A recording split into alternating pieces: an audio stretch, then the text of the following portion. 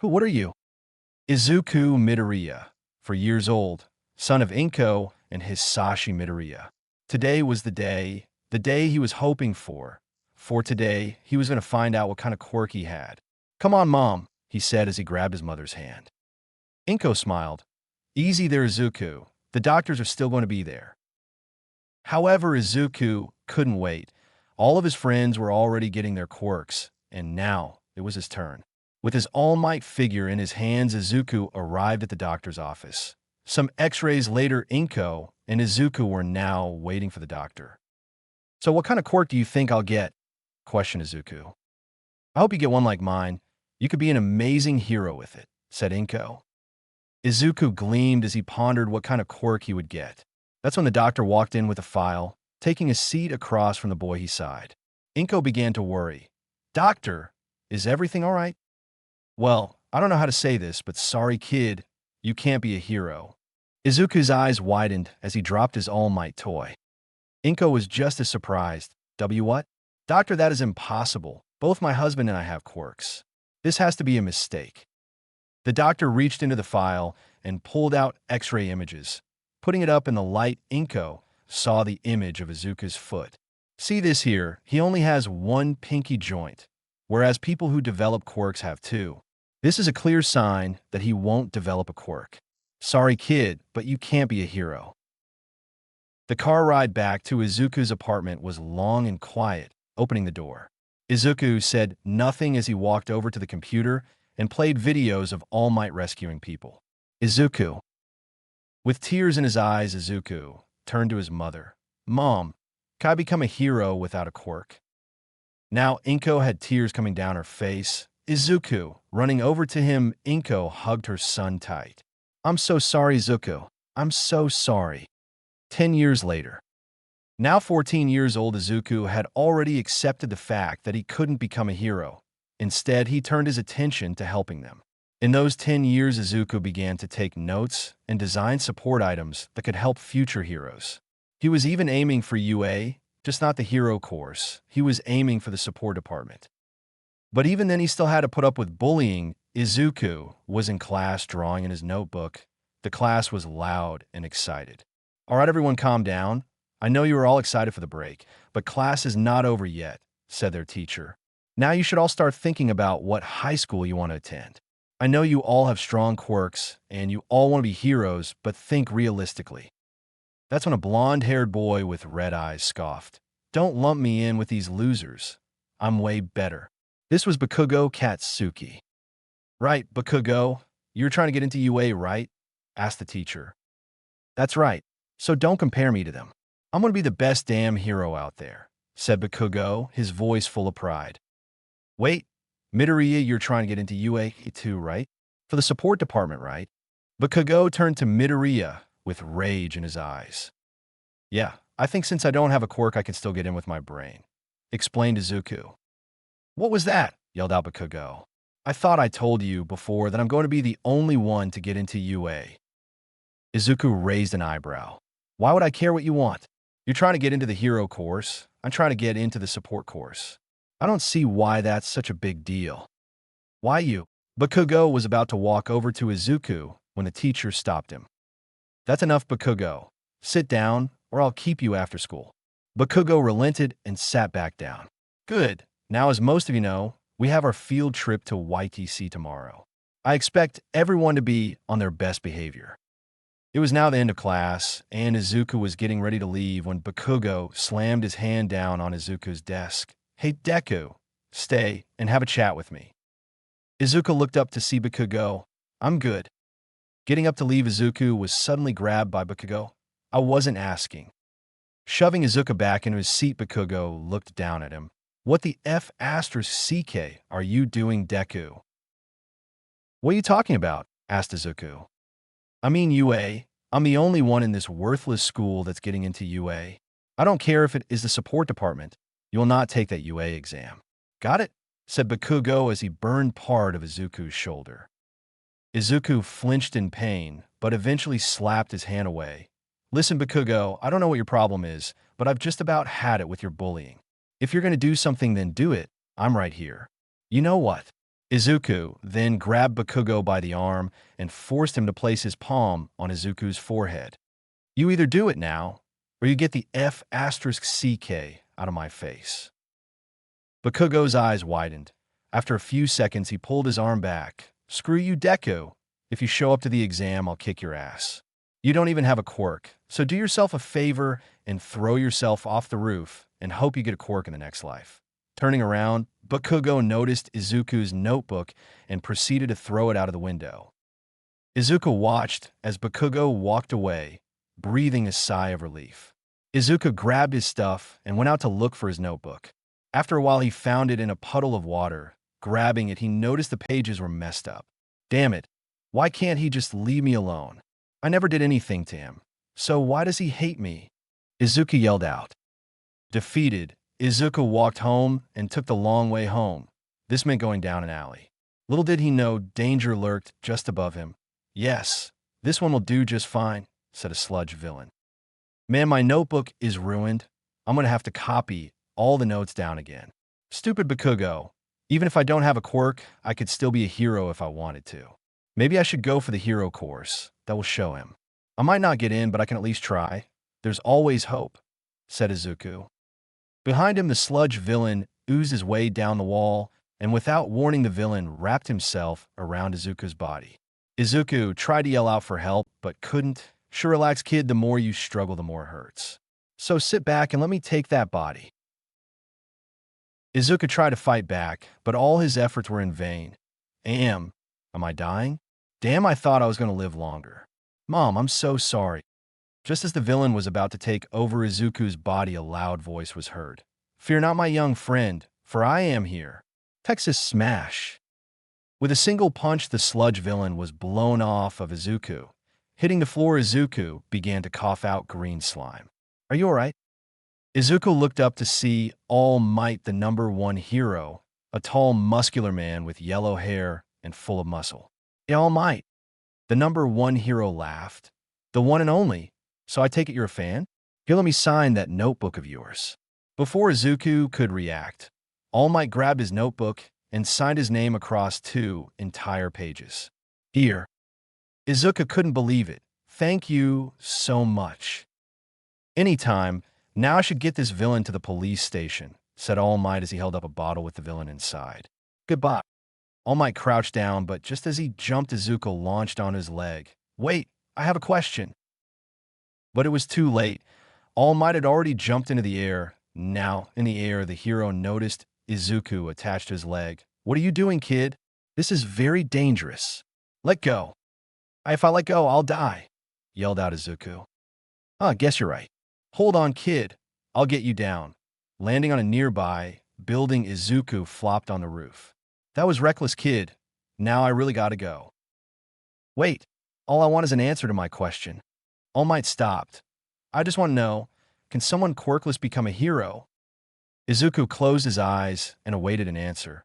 No, they can't. Izuku's eyes widened. You need to be strong in order to be a hero. Without power, you are bound to get hurt. I would suggest being a police officer. Not as glamorous, but just as heroic. Anyway, kid, I really gotta go later. With that, Izuku was left on the roof thinking about what All Might just said. That was the last of my hope.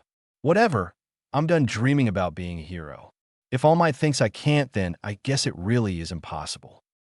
Dejected and depressed, Izuku made his way home. There was an accident, but Izuku ignored it. The next day, Izuku found out that Bakugo was attacked by the same sludge villain. It somehow got away from All Might and almost attached itself to Bakugo. Lucky for him, All Might was around to save him. Izuku, along with the rest of his class, were now on a bus heading to YTC headquarters. YTC was known as Japan's top weapons and research company. Their most recent adventure took them into space, where they actually retrieved a part of an asteroid back with them. After a 2-hour drive, the class finally arrived at the building, and boy was it massive. 60 floors purely dedicated to research and development. This building alone could give I-Island a run for its money. The tour began with the founder of the company, Kenshin Yaoyorozu. He personally greeted the students. Welcome everyone to my wonderful building, or as I like to call it, the gateway to the future. Please feel free to look around. I guarantee that you will find something interesting. Well, I have a meeting to get to, so I must go. With that, Kenshin bowed and went back into his office, escorted by two of his guards. Well then, shall we get the tour started? Asked the guide. The class then began to walk towards the second floor. However, as Izuku was walking, he looked up to see a fairly tall girl around his age with black hair staring down at them. Whoa, she's pretty. Izuku blinked, and when he opened his eyes, she was gone. Huh, I wonder who she was. Floor by floor, the class was shown what White EC was working on. It ranged from military to civilian. It was now lunchtime, and the class was led to the cafeteria where they would eat. Izuku sat alone, looking around at the cafeteria, and after 30 minutes, they were just about ready to keep going.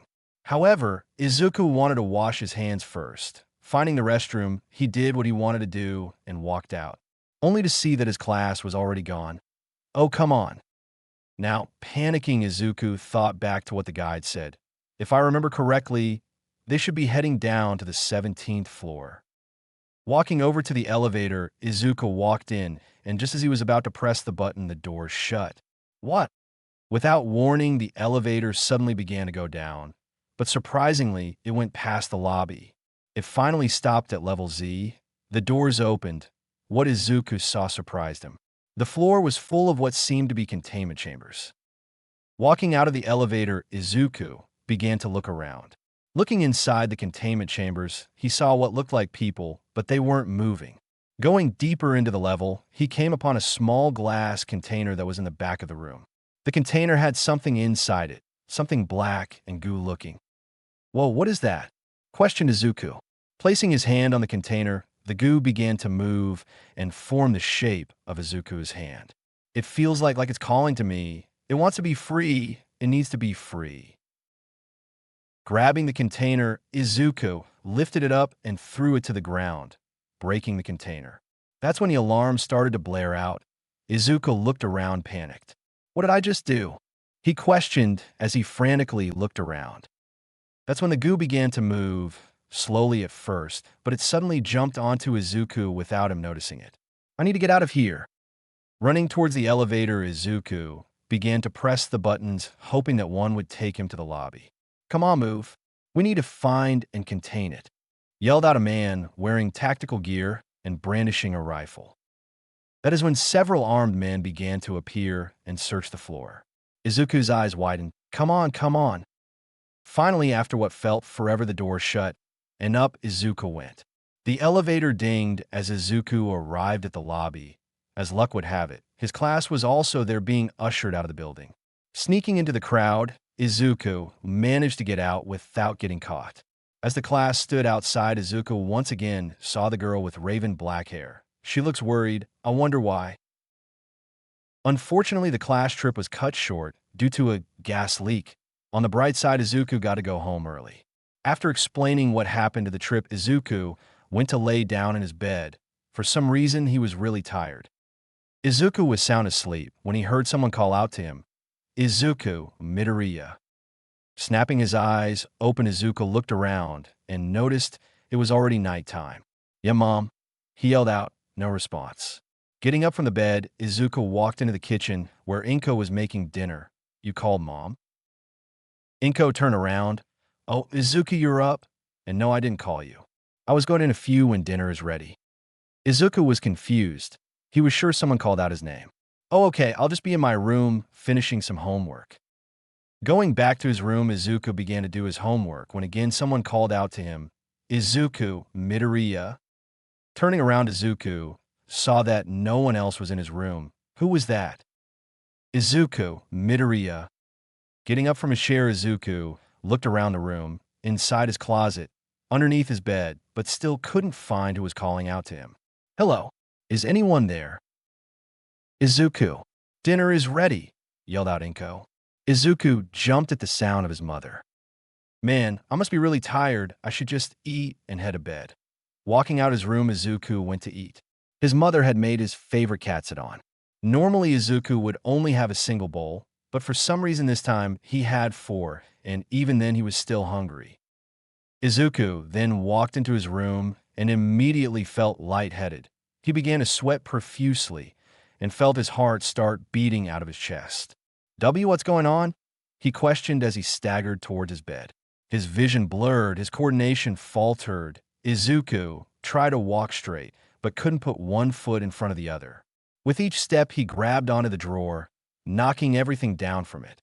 Somehow making it to his bed, Izuku laid there on his stomach. What's happening to me? He tried to call out for help, but the words couldn't manifest. Closing his eyes, Izuku passed out. After a few hours, something began to call out to him. Wake up, Izuku Midoriya. Wake up. Snapping his eyes open, Izuku noticed the city lights. Huh? What? Where am I? Looking around, Izuku was surprised to see that he was atop of a building overlooking the city. What the hell? How'd I get up here? Quiet down, will you? You are way too loud, yelled out someone inside Izuku's mind. Izuku turned around. That voice, who are you? Show yourself. Just then, black ooze appeared from behind Izuku. No, rather it appeared from Izuku himself. Whatever it was, it looked like goo, almost like a liquid, but it held its shape. It then began to manifest a face, with razor-sharp teeth and pure white, long, thin eyes. Izuku Midoriya, I am Venom. Izuku fell back onto his, but in fear. What are you? The face then smiled, revealing its freakishly long tongue. Think back, Izuku. Where do you think I came from? Izuku's eyes then widened as he remembered. Be back at YTC headquarters. You're that black blob I found, the one I set free. Precisely, and I couldn't be more thankful, but you are mistaken. You did not find us. We called out for you, and you came. We are meant for each other. We are meant to complete our mission, explained Venom. What mission? Asked Izuku. To conquer this world. And for that we need to be bonded to someone, said Venom. Conquer the world? But why? Why me? Asked Izuku. Because you are the perfect host. Most of this world's inhabitants have what you call quirks. It is very difficult to be bound to someone with such abilities, but you have no quirk. Izuku's eyes widened. And no, I don't want this. I don't want you. Izuku then tried to pull at Venom, but his efforts were in vain. I cannot be separated from you, Izuku. We are now bonded. We are now Venom. That's when Venom pulled itself back into Izuku and began to spread. First it was his back, then his arms, legs, and then his face. Izuku could feel every inch of his body was covered in the goo, in venom. With his razor-sharp claws, now fully formed, Venom let out a roar that echoed throughout the night. This world is vast, and its people strong. I need to scout things out before I make my move, said Venom as he jumped from the building and crashed down onto the street below. The people screamed out in terror as they saw Venom rise out of the crater. They all have power, but choose not to fight me? Are they weak? Just then the cops began to show up. Freeze! Don't move, or we'll shoot, yelled out one officer as they drew their guns. What are those weapons? Asked Venom as he walked towards the officers. Seeing this, one of the officers yelled out, Fire! That's when all the officers at the scene began to open fire at Venom. But to their surprise, Venom was not going down. The bullets were actually being absorbed into the black ooze. After emptying their guns, the officers stood stunned. What kind of quirk is that? Venom then smiled, brandishing its teeth. My turn. Jumping at one of the vehicles, Venom kicked it with so much force that it skid across the street and crashed into a building, breaking the wall. That's when Venom charged into the officers, grabbed one of them by the face, and threw them around like rag dolls. Bodies and bullets flew over their heads as people tried to run for their lives. One by one, the officers fell unable to do anything. One officer got in his car and radioed for help. Code 4. We have a villain attacking us. Any heroes in the area hearing this, please respond. But before the officer could say anything else, Venom threw his massive fist through the windshield of the car, pulling the officer out. Venom threw him into a building. One officer watched this happen, but as he turned back, Venom appeared in front of him and grabbed him by the neck. You smell quite tasty, human. So many organs, I wonder which one tastes the best. Let's find out, shall we? Opening its mouth, Venom was about to bite the head right off the officer, when all of a sudden something wrapped around the cop's waist and pulled him away. "Sorry, but you won't be eating anyone today," said a man wearing goggles and a weird-looking scarf. You must be what the boy calls a hero, one of several in this world," said Venom. "That's right, and I'm here to stop you." The man then threw his scarf at a light pole and used it to swing towards Venom. Venom tried to use its claws, but the man threw his scarf again and used it to dodge. Using the momentum, the man kneed Venom in the nose. "Nice hit, but I hit harder." Pulling back its fist, Venom reshaped its hand into an anvil.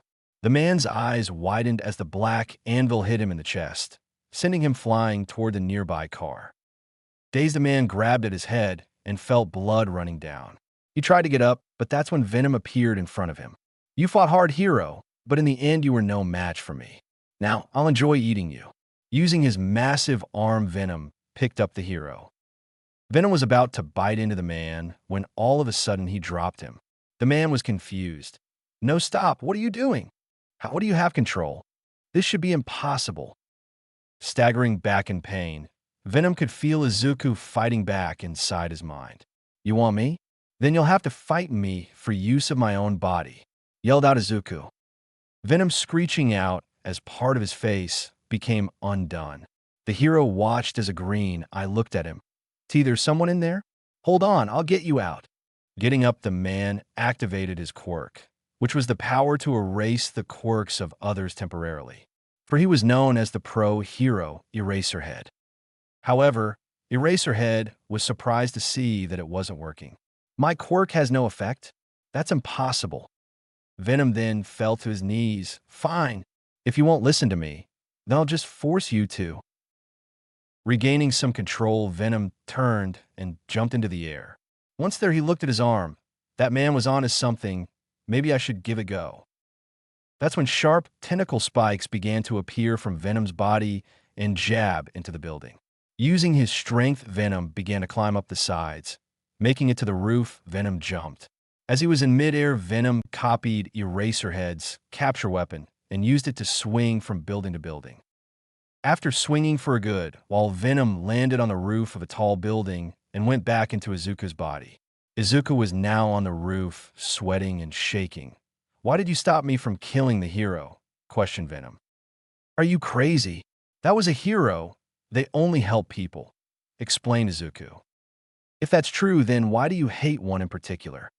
Izuku's eyes went wide. "It's how did you know?" asked Izuku. "We told you, did we not? I am inside you, Izuku.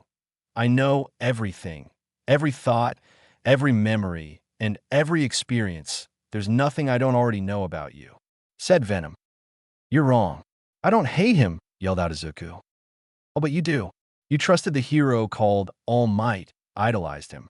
Yet when you just wanted a bit of hope, he broke you." Izuku gritted his teeth. "Shut up." He saw what everyone else around you sees, a useless piece of flesh. "A Deku." "I said shut up." "I am not useless," yelled out Izuku. "By yourself you are, but with me you have purpose. I can give you what you need. Power." Izuku thought about it. "By taking over the world? No, I won't let that happen. I'll fight you to the very end if I have to." "Then why don't we come to an agreement?" Izuku raised an eyebrow. "An agreement? I need to accomplish my goals, but I can't do that if I have to fight you every time for control." "Couldn't you just ditch me for someone else?" asked Izuku. "Normally I would, but our compatibility is far too great to leave now. So if we cooperate, then our chances of survival increases vastly." Izuku was confused. "Our chances? What do you mean?" "We just attacked a police officer and a hero, Izuku. We're most likely going to be wanted fugitives." Izuku's eyes widened. "You son of a. This was your plan all along, wasn't it? But if I turn myself in now and explain the situation, they might understand." "Do you honestly believe that?" "Even if they do believe you, there is still the matter of White EC. They will come for you." "Face it, Izuku. Without me, you wouldn't last a week," explained Venom. "Work with me, and you might make it through this all." Taking a deep breath, Izuku composed himself. "A symbiotic relationship. Fine, but we're doing this my way. You want to fight crime, don't you? Questioned Venom. Izuku smiled. You really are inside my head.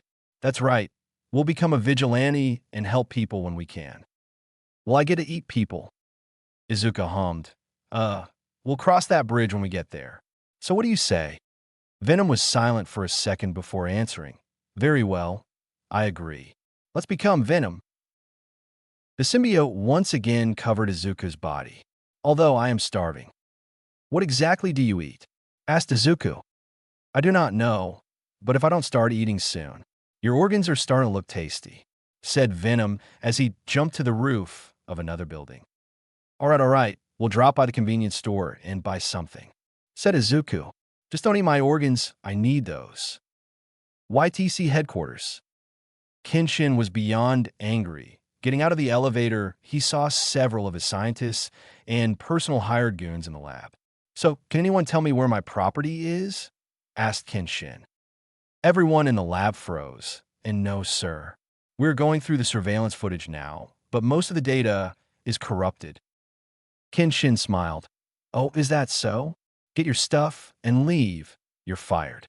Now, does anyone else want to give me an answer I find inadequate?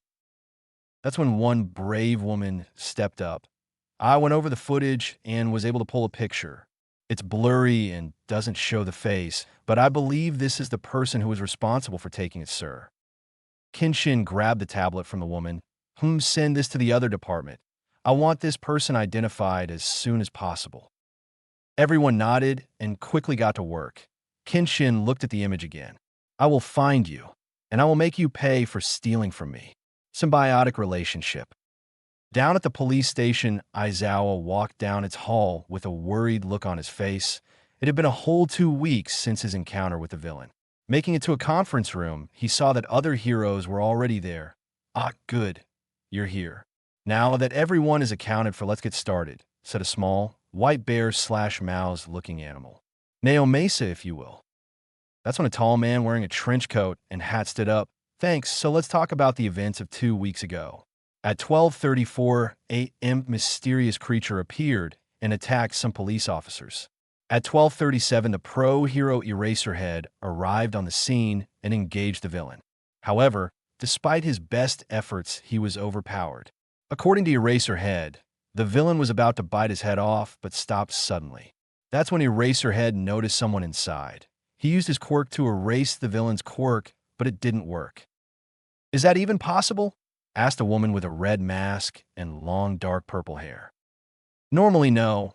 Even if this person had a mutant-type quirk, I should have slowed them down, explained Eraserhead. You should have seen at midnight. This guy was dangerous. I agree. We all saw the video. If we don't catch this person soon, I can only imagine what they would do, said Nizu. But that's not all. I may have only saw their eye, but there was fear in it, said Eraserhead. So this guy doesn't have control of himself? Is that it? Asked a man with speakers around his neck. That's a possibility. And you didn't see anything else? Questioned Neo Mesa. Eraserhead shook his head. The black suit the guy was wearing was completely covering him. Niza nodded. I see. There is also the matter of this guy's power. In all my years, I've never seen anything like that. It seemed as if the guy could reshape his body into whatever he wanted. This seems like the villain you caught the other day. Isn't that right? All Might? Everyone turned to All Might, the #1 hero. That's true, but that villain is already locked up. With the video I saw, this one seems to be a lot stronger too, explained All Might. So what do we do from here? There haven't been any sightings of this villain for 2 weeks. He's obviously waiting till we let our guard down, said Midnight. All we can do is wait. In the meantime, I want to ask you all to stay vigilant. If this villain shows up again, do not fight him alone. Fight in pairs. And if you need to, retreat. Instructed Nizu. Everyone nodded. So that's about it. We'll call you if this villain shows up again. I'm sure you're all quite busy with the whole UA entrance exam just around the corner, said Neo Mesa. In a few short weeks, the exam is set to start. I can't wait to see what type of quirks we see this year. We are set to have the most applications to the hero course in years, said Nizu with a smile. That's great. Now, if you'll excuse me, I have to fill out some paperwork. With that, Naomasa left the conference room. Eraserhead let out a sigh. I really hate meetings like these. Oh, don't be such a downer, Aizawa. We all know you're still shaken up after almost having your head bitten off, said Present Mike. It wouldn't be the first time I was at death's door, and it won't be the last, said Aizawa, slightly annoyed. Yeah, but never by threat of being bitten, said Midnight. Yeah. Next time we meet, it won't end up the same way, said Aizawa, getting up from his seat. We have to find this guy some. If he threw me around, he really is dangerous. There's no telling what he's doing right now. Beach. Izuku was not having a good time. First off, he was surrounded by trash, literal trash. Second, he just ran an entire 10 miles down the shoreline. Now, out of breath and sweating, Izuku threw himself atop a broken fridge. Tell me again, why am I doing this? That's when Venom's face appeared in front of Izuku. Because you are weak. Our bond may be strong, but your body is weak. We need to change that to get better results. So the stronger I become, the stronger you become? Asked Izuku. Precisely. That's enough of a break. Time to start lifting weights. Push that sofa. It will help build muscle. That's something you severely lack. That coming from a blob of black goo. Getting back up, Izuku began to push the sofa through the sand.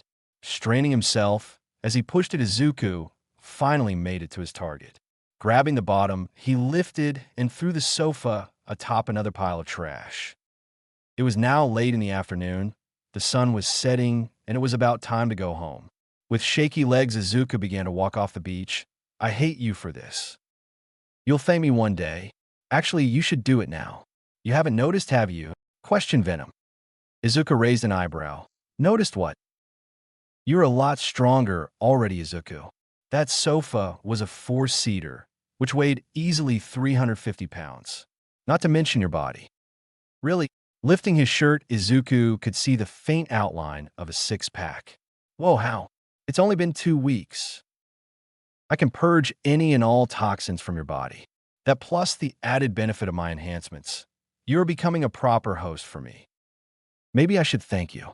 If it wasn't for the fact that you made us a villain, all the local heroes are looking for us. The only reason they haven't caught us is because you said we needed to train, said Izuku. If you had gone out to fight crime like you wanted, we would have gotten caught. Izuku tried to argue back, but deep down he knew Venom was right. Let's get home, I'm tired. Let's stop by and get some chocolate on the way. I'm starting to feel hungry. Izuku sighed. I'll never understand your chocolate craving.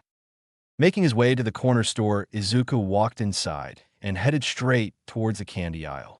He grabbed a bar of Kit Kat, but Venom said it wasn't enough, so he grabbed another one.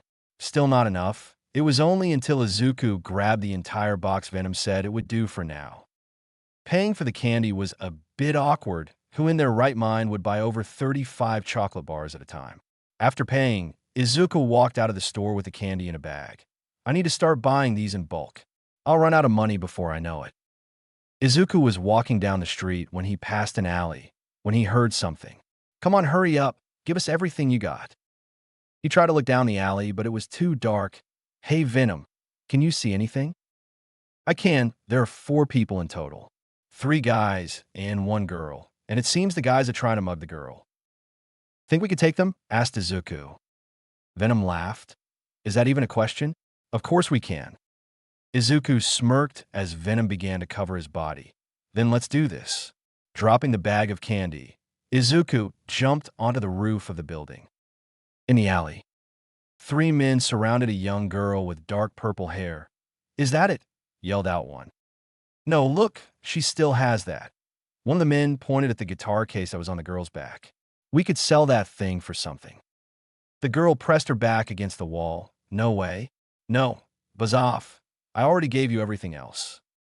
That's when one of the men activated his quirk, which turned his fingers into razor-sharp knives.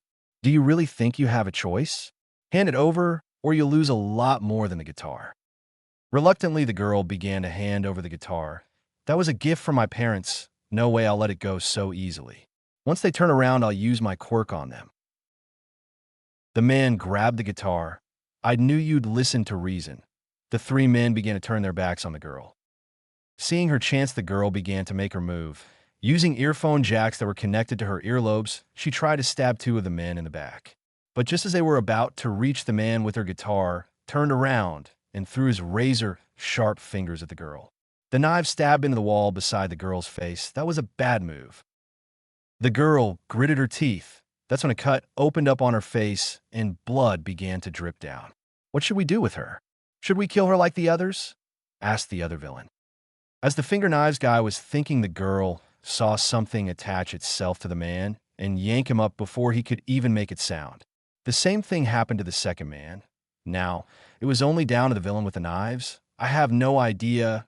You guys got anything? Looking to his sides, the villain saw that his two friends were gone. What the? Where did they go? Is there a hero here?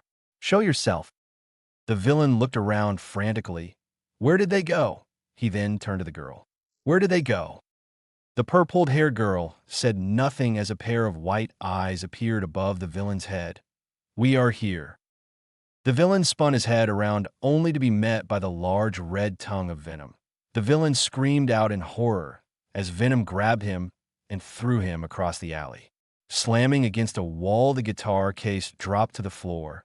Walking over, Venom towered over the now bleeding man. He then proceeded to grab the man by the neck. You look tasty. Maybe a quick bite wouldn't hurt. Venom began to open its mouth. As he did, the villain activated his quirk and slashed Venom across the face. It's a take that, you ugly-looking piece of... However, as Venom turned his head back, the cuts on his skin soon began to close up. Nice try, but you'll have to do better than that. Opening his mouth, once again, Venom bit down on the man's head with a loud crunching sound. With blood dripping down his mouth, Venom smiled as he savored his meal. Tasty. Now finished with his meal, Venom looked down to see the guitar case. Picking it up, he turned and began to walk toward the girl, who was terrified. Stopping in front of her, Venom presented the guitar here. The girl was shocked, to say the least. Her hands trembled as she reached out and grabbed the case. Thanks. Venom nodded. Are you hurt? And no, I'm fine. Just shaken up, that's all. Venom then saw the blood running down the girl's face. The guitar, is it special? You were willing to fight those villains over it. Why? Questioned Venom. Yeah, it's special. It was a present from my mom and dad. They got it for my 10th birthday. Explained the girl as she hugged the case. I see. We might want to get out of here.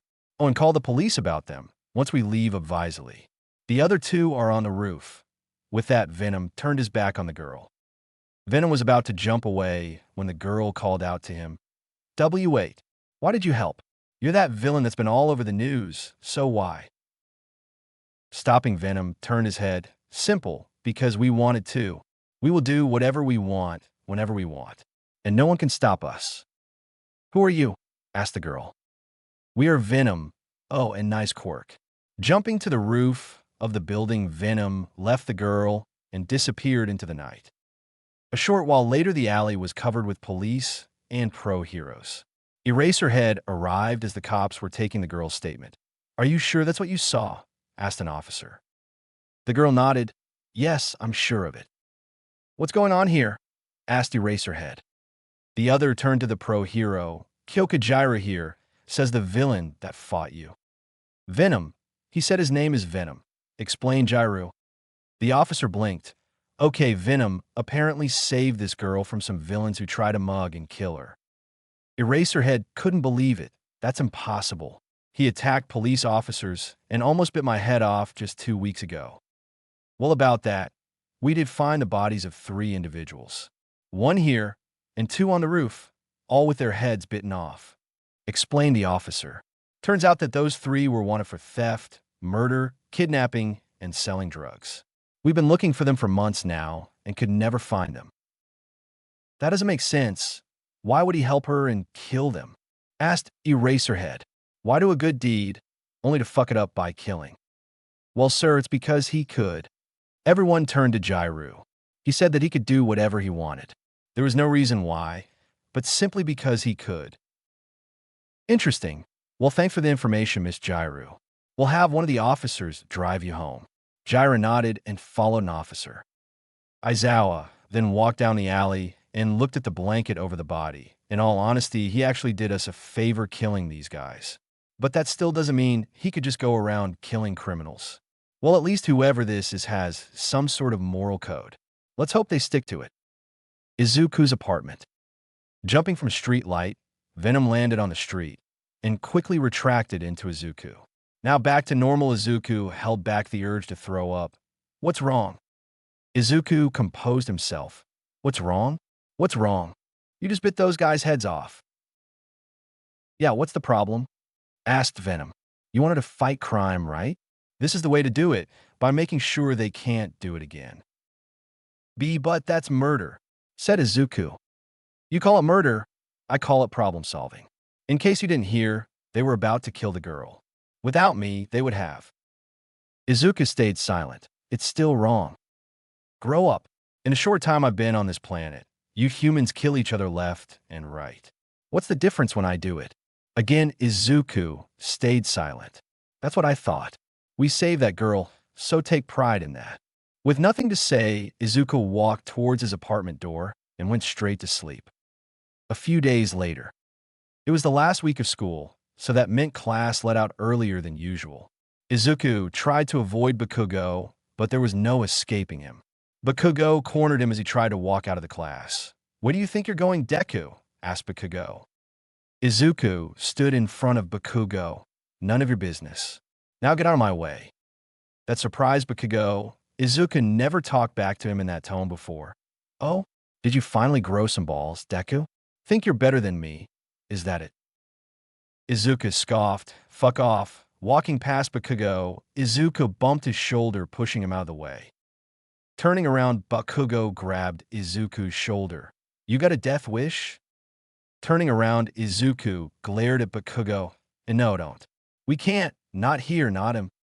Bakugo raised an eyebrow. What are you talking about, Deku? Finally lost your mind. Izuku gritted his teeth. Stop. No, I don't want to do this. No, you do want to do this. You've been wanting to do this for a long time. He's hurt you, Izuku, broken you down, called you names, and you did nothing. Well, not anymore. Not with me here. Izuku tried to fight against Venom.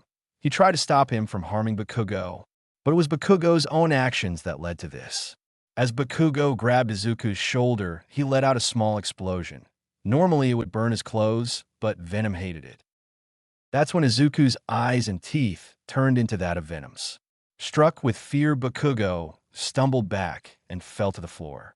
Venom snarled, but Izuku quickly regained control over himself. I told you to stop. Why don't you listen? Izuku then turned to Bakugo. Sorry, Kakin. I have to go. Izuku ran. He ran and ran.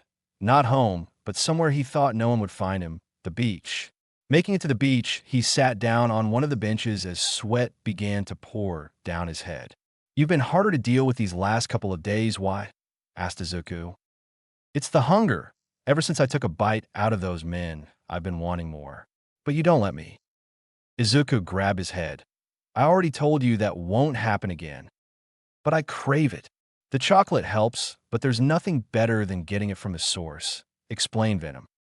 As Izuku was arguing with Venom, someone approached him. Hey, you all right?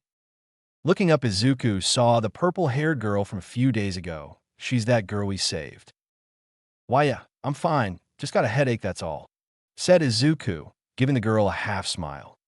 You're sweating like crazy, though. Are you sure you're all right? Asked Jairu. Izuku nodded. Yeah, my blood sugar levels just dropped. I'll be fine in a bit. That's when Jairu hummed. Wait here. Huh? Why? I said I'll be fine, said Izuku. But you aren't fine now. Just wait here. I'll be back in a second. Izuku watched as Jairu ran towards a convenience store. After a minute, she walked out with a bag.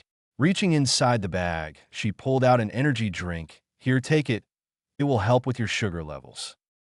Izuku reluctantly grabbed the drink. Thanks. Opening the bottle, Jairu watched Izuku chug it down in seconds. Jairu blinked a couple of times. Whoa, I've never seen someone down it like that. Guess I was thirsty too. Thank you for the drink. I never asked your name, said Izuku, scratching his head. Oh, Kyoka Jairu. Well, Jairu, thanks for the drink. The name is Izuku Midoriya. So, How much do I owe you for the drink? Asked Izuku as he reached for his wallet. But before he could pull out any money, she shook her head.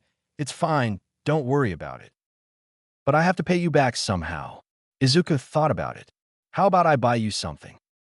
It's fine, really. I'm fine knowing that I helped someone is enough. Explained Jairu.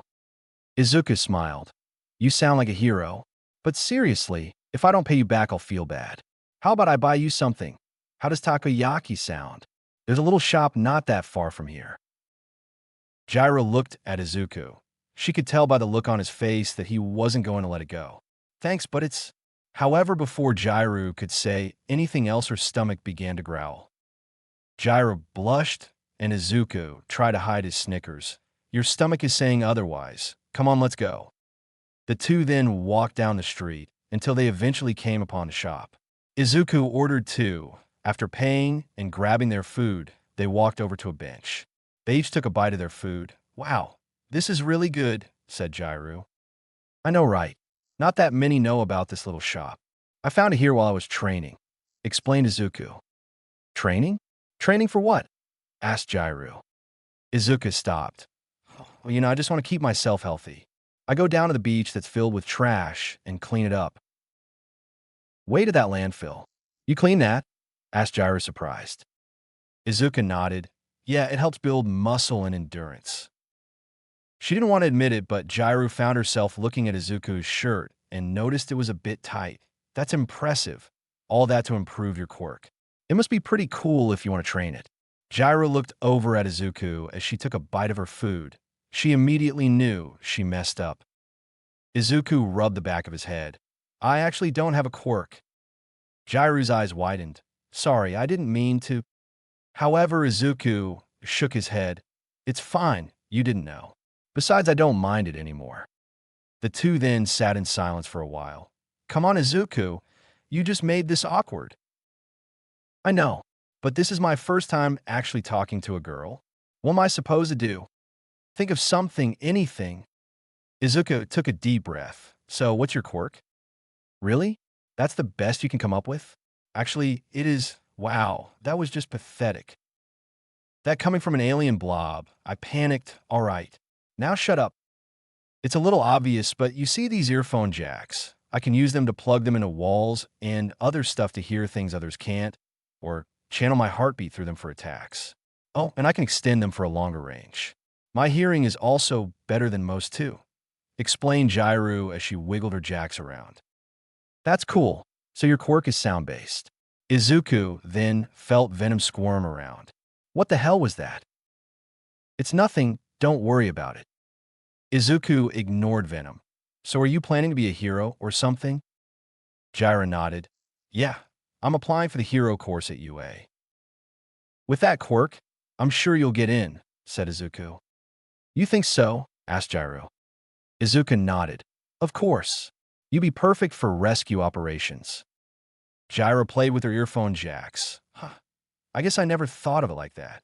Thanks, Midoriya. Izuku blushed slightly, and no problem.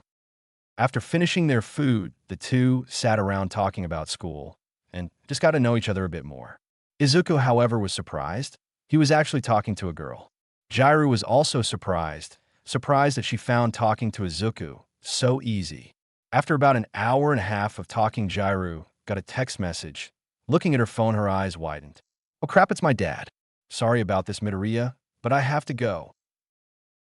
The two stood up from the bench. It's fine. Well, it was nice meeting you, Jairu. Why are you saying that like it's the last time we'll see each other? Asked Jairu. Izuku was surprised to say the least. You still want to hang out? Jairu nodded. Yeah, I don't know why, but you were really easy to talk to. Here, give me your phone. Izuku quickly reached into his pocket and handed over his phone. Jairu fumbled around and then handed Izuku back his phone. There you go. Looking down at the phone, Izuku noticed that he had a new contact. I'll text you later. Thanks for the food. Bye. With that, Jairu ran towards the train station.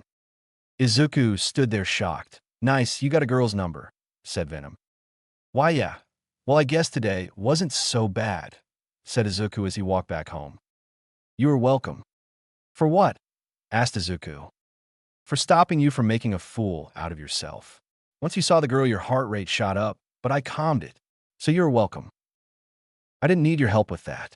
I could have talked to her without your help, said Izuku. Right, with your track record. But I do find it strange, though, during your conversation you began to produce more oxytocin. What's oxytocin? Asked Izuku. It's a hormone your body produces. It's also called the love hormone. Do you like this girl, Izuku? Asked Venom. Izuku turned red. What? I just met her, are you crazy? It was just a question, no need to yell. Composing himself, Izuku took a deep breath. I wouldn't say I like her, but she did seem cute. Doesn't matter. Hey, I've been thinking, let's go out and look for some villains to beat up. That sounds like a good idea. Will I get to eat someone? Asked Venom. No, now stop asking, said Izuku, slightly annoyed. However, Venom would get what he wanted. He always did. Later that night, making sure his mother was asleep, Izuku opened the window to his room. All right, let's do this. Jumping from the window, Izuku began to fall. As he fell, Venom began to appear, now fully covering him. Using his own version of Eraserhead's capture weapons, Venom swinged from building to building. Making it to the downtown district, Venom stopped atop of a building. I didn't get to see it last time, but this city is quite beautiful. The view never gets old, does it? You should see the stars out in the mountains. It's even better than here.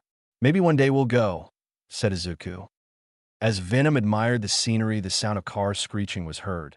Looking down, Venom saw an out-of-control car avoid people. Should we step in? Asked Venom. Of course. Come, let's go help before anyone gets hurt. Letting out a roar, Venom jumped from the roof of the building. Down below, the heroes were trying their best to catch up to the runaway car. We need a speedster. There's no way we'll catch up to them, yelled out one of the heroes. No time. By the time they get here, that car would have crashed into a wall. We need to stop it now, ordered another hero. However, as the two were chasing, something shot past them. What the hell was that? The man inside the car was desperately trying to avoid the pedestrians, out of the way. But he knew it was only a matter of time before he would either hit a wall or a person. Damn it, damn it, damn it. Heading towards the direction of a store, the man braced for impact. He felt the car stop suddenly, but no crash. Opening his eyes, he was surprised to see the ground. What's going on? That's when the car began to lower. The man's eyes widened as standing in front of the car was Venom. I got you. Turn off the car, setting the car down. Venom turned to the man. Are you hurt? The man shook his head. Good. Well, see you later. Just like that, Venom once again jumped away from the scene. The heroes that were chasing them were close enough to see that it was Venom, but he left before they could ask him some questions. See, that wasn't so bad. Helping people and all, said Izuku as Venom was swinging from building to building. I'd rather eat someone's head. However, as Venom was looking for someone else to help, he was suddenly hit in the face, which sent him crashing down to the ground. What the hell was that? Yelled out Venom as he picked himself up. That's when 3 people landed around him. So the report was right, said Midnight. So this is Venom. He's one ugly-looking guy, said Present Mike. That's a bit harsh, thought both Izuku and Venom. Not now, you two. Focus on him. We won't let him get away, said Eraserhead as he readied his capture weapon. Venom looked around. We would advise you to leave. Sorry, not our style. We can't let a villain like you run wild, said Midnight. We can do whatever we want, said Venom. Not anymore. Midnight, knock him out, ordered Eraserhead. Midnight then reached for her costume and ripped a piece off, allowing a purple gas to escape. The gas hit Venom, causing him screech. What is this? That's when Izuku noticed who these heroes were.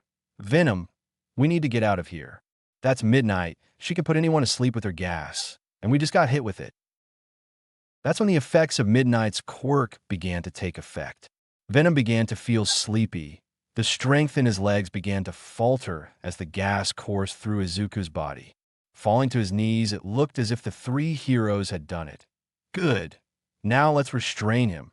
But just as they were moving in, Venom slammed his massive fist into the ground.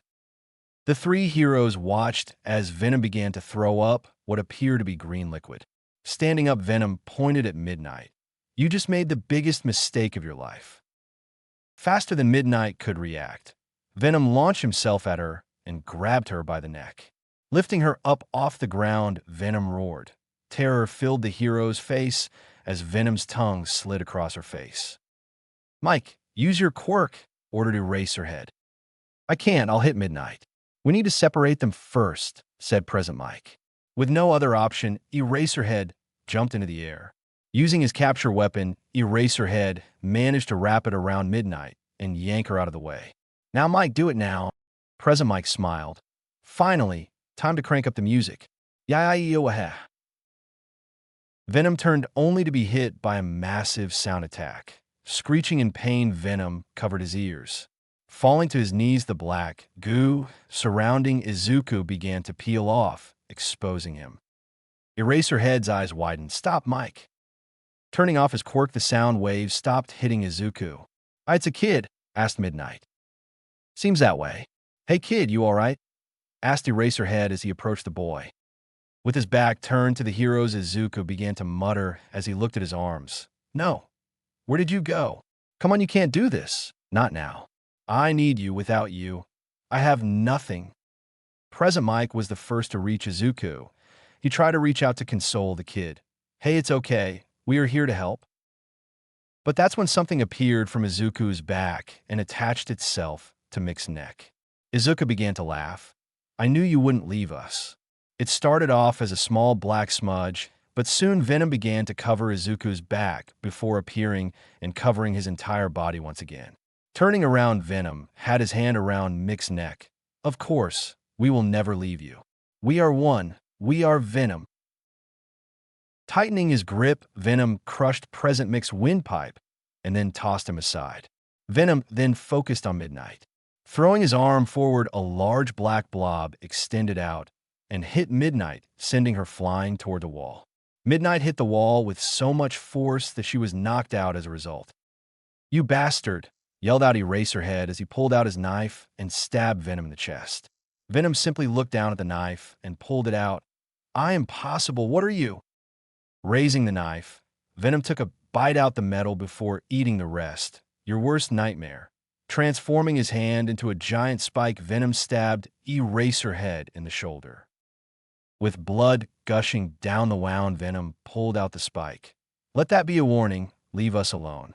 Next time we won't be so merciful." Wait. Let the boy go. You have him under your control, right? "Let him go, and we'll leave you alone," said Eraserhead. Venom didn't even turn around. The boy chose this. "We became one. One that people won't ignore any longer." "One that people won't ignore? What is he talking about?" thought Eraserhead. "Is this about revenge?" "This isn't the way, kid. You can find another path." "It's not about revenge. We have a mission to accomplish, and we're going to do it. Follow us, and you die." The boy doesn't wish to kill, but we will do what we must in order to survive. With that, Venom jumped into the sky and disappeared into the darkness. With the threat gone, Eraserhead went to check on Present Mike. "Good, he's still breathing, but we need to get him to a hospital soon." With his good arm, Eraserhead touched his communication device in his ear. "All Might, do you copy? We are down and need help." Within seconds, All Might appeared. "Don't worry, hero friends, for I am here," he said with pride. But his pride soon turned to shock when he saw his injured friends. "What happened here?" Eraserhead managed to use a piece of clothing to put pressure on his wound. "Venom happened. But forget that. Mike needs a hospital. His windpipe was crushed. Midnight is over there knocked out, but alive. Take them first. I'll be fine here." All Might nodded. "I'll be right back." With the first attempt at catching Venom a complete failure, the heroes went back to the drawing board.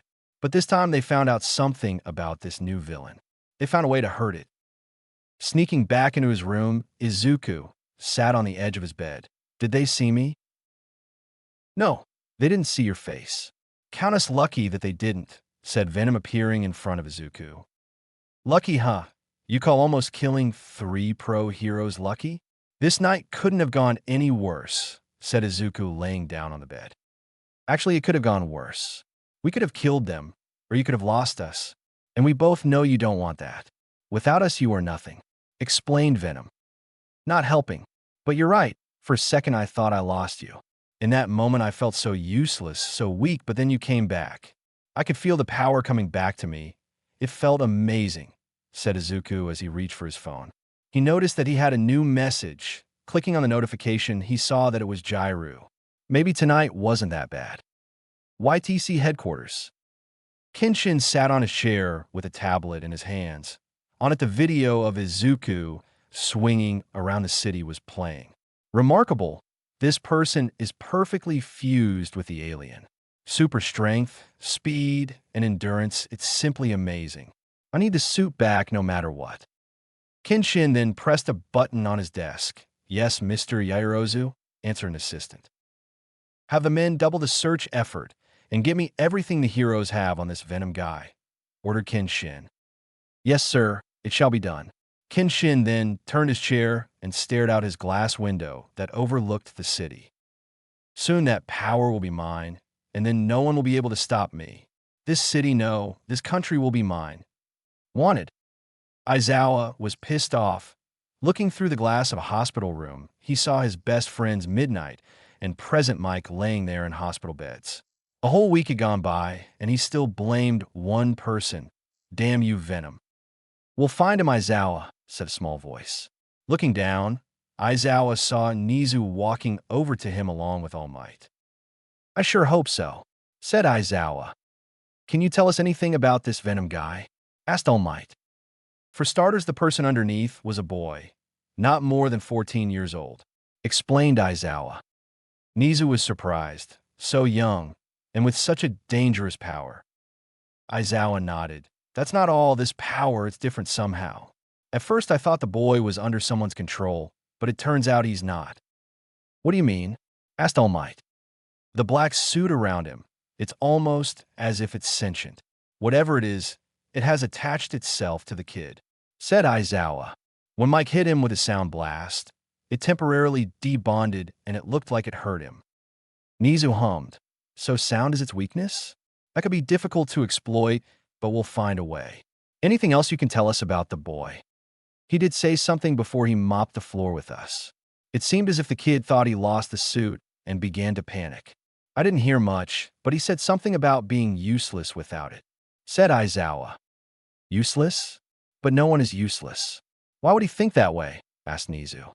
"Regardless, All Might, with the others down, I'm calling on you to stop him." All Might nodded. "Leave it to me. I'll bring the boy. I'm going with you. Once my shoulder is healed by Recovery Girl, I'll join you. She should be here in the afternoon," said Aizawa as he raised his bandaged-up arm. "Very well. In the meantime will see if any other heroes can help," said Nizu. With Izuku. Izuku was getting stronger, and he started to notice. His shirts fit a bit tighter, especially around his arms. He also noticed that he grew a bit taller. "Hey, Venom, so what exactly are you? You're an alien, right?" asked Izuku as he did push-ups. "You can call us that, but in my eyes you are the alien," responded Venom. "So I guess we really aren't alone in this universe." Getting up, Izuku took off his shirt and wiped away the sweat. "Man, 200 push-ups is no joke. But I can't argue with the results. It is for our benefit. The stronger you become, the stronger I become." Izuku rolled his eyes. Suddenly Venom sensed someone coming. "Get ready, someone is coming." Izuku's head turned towards the land. He readied himself for whoever this was. "Is it a hero?" asked Izuku. "I don't know. Be on your guard," ordered Venom. Standing firm, Izuku put his fists out. That's when the person turned the corner. "Man, what is up with all this trash? Why do people do this?" said Jiro. "Wait, Jiro, what are you doing here?" asked Izuku. Jiro dusted herself off. "So you really are here. I figured since you told me you trained here. I come to see." That's when Jiro looked up to see Izuku shirtless. Turning red, Jiro covered her eyes. "Why are you naked?" Izuku relaxed, seeing it was someone he knew. "I'm not naked. I have pants on," argued Izuku. Just put your shirt back on," said Jiro, still not looking at Izuku. Sighing, Izuku grabbed his shirt and began to put it on. Jiro could hear him rustling around, and through her hand she got a quick peek. Whoa, he's got a nice body. He looks small, but he has a lot of muscle. That's when Jiro noticed that she was staring and quickly shut her eyes. Come on, Kyoka. You barely know the guy, and you're staring. All right, happy now? Asked Izuku. Jiro removed her hands to see that Izuku now had on a shirt. Better. So anyway, you really are cleaning/training here. I thought you were joking, said Jiro as she looked around and noticed that she was in a large cleaned area that went down to the water. Izuku nodded. Yeah, I'm still nowhere done though. So what's up? I thought we had plans for tomorrow. During the week of the incident with the heroes, Izuku and Jiro had gotten closer. They weren't close, but they were friends. The two talked for hours on the phone, which pissed off Venom. I know. I was in the area and wanted to see if you were actually training here, which I can see you are, said Jiro. I'm hurt, Jiro. You think I'd lie to you? Asked Izuku as he faked crying. Jiro rolled her eyes. Oh, shut up. Look, since I'm here, want to hit up the mall? I heard they are having a special on some merchandise from a band I like. Sure, let me just wash off this sweat and change. Give me 5 minutes. I'll be right back. Jiro nodded. Izuku went over to the small building on the nicer beach and used the shower room. Conveniently, there was also a locker room, so Izuku threw his bag along with his dirty clothes in it to pick up later. 5 minutes later, Izuku got out all changed and ready to go. He had on a black shirt, blue jeans, and with his hair a mess. Jiro looked at Izuku and snickered. What? Asked Izuku, confused. It's your hair. You look like a damp piece of seaweed, said Jiro, holding back the urge to burst out laughing. Oh, that's the perfect nickname for you. Please don't, said Izuku. Jiro smirked. Nope. Too late. Let's go, seaweed. I swear, you secretly hate me, don't you? Asked Izuku. Nah, you're actually a really cool dude. Enough of that. Let's go. The two then walked toward the station. After a few stops, the two got off and walked towards the mall. The two walked side by side talking about school until they reached the store Jiro was talking about. Once inside, Izuku was surprised to see so many guitars. Whoa. First time in this store? Asked Jiro. Izuku nodded. Yeah, I've always walked by it but never went inside. I didn't know there were so many types. Yeah, there are 3 main ones. You got your classical, acoustic, and electric. And those branch out into their own sub-varieties. Different body shape, string, and sound, explained Jiro. Izuku nodded. So which ones do you know how to play? Jiro rubbed the back of her head shyly. I actually know them all. My parents are musicians, so they have taught me since I was little. Not to mention the others. Izuku was surprised. Others? Okay, now you're just showing off. I can barely play the recorder, but I do perform a mean hot cross buns. Jiro laughed. I'd like to see that. I'd rather see you play, though. Maybe sometime you can show me. Asked Izuku. Sure. Heck, I'll even show you how to play. That is, if you're up for it. Asked Jiro with a smug look on her face. Izuku raised an eyebrow. Is that a challenge, Jiro? 'Cause I never back away from a challenge. Let's let your actions do the talking for you. Get a guitar, and I'll teach you, said Jiro. Izuku, there was one of those things at the beach, said Venom. There was? Huh, guess I missed it. I'll go get later. Izuku and Jiro would spend the better part of that afternoon walking around the mall. After a while, the two got hungry and went to the food court to eat. Izuku ordered a hamburger, and Jiro got some ramen. As the two waited for their food, they sat down at some tables. So, how's the prep work for you, eh? Asked Izuku.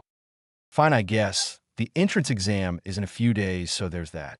I'm still a bit nervous. I'm confident in most things, but this is different. There's going to be a lot of people trying to get in, said Jiro, sighing. You'll do just fine. Trust me. I've known you for a bit now, and I can already tell you won't go down without a fight. Jiro smiled at Izuku's comment. Thanks, Midoriya. And yeah, you're right. I'll kick everyone's ass in the entrance exam. Izuku liked seeing Jiro happy. However, their happiness would quickly turn into shock when out of nowhere the ground began to shake violently. Izuku and Jiro held onto the table to keep themselves from falling. What's going on? An earthquake? Asked Jiro. Izuku looked around and noticed people running past the store. The shaking stopped. We should get out of here. That wasn't an earthquake, Something or someone caused this, and I'm not going to stick around to find out. The two then ran out of the store and headed towards the exit, but as they were just about to leave, they heard the clicking of guns. Appearing in front of them, two men with assault rifles appeared. "Where do you guys think you're going?" "The mall doesn't close for another couple of hours. Stick around and follow us," said one of the men. Izuku narrowed his eyes. "Should I eat their brains?" asked Venom. "No, if we do anything right now, they might hurt Jiro. For now, let's do what they want. You'll get your chance," thought Izuku as he put up his hands. Jiro did the same. "Good. Now head towards the food court. The boss is waiting for us." Izuku and Jiro were then escorted to the food court, where they found several dozen people and about 10 men with guns pointed at them. Shoving the weapon in Izuku's back, the two were forced to sit on the ground in a row near the wall. "You all right, Jiro?" asked Izuku. Jiro nodded. "Yeah, I'm good. Who are these guys?" "Terrorists, most likely, and I think that guy is their boss." Izuku motioned towards the direction of a tall man.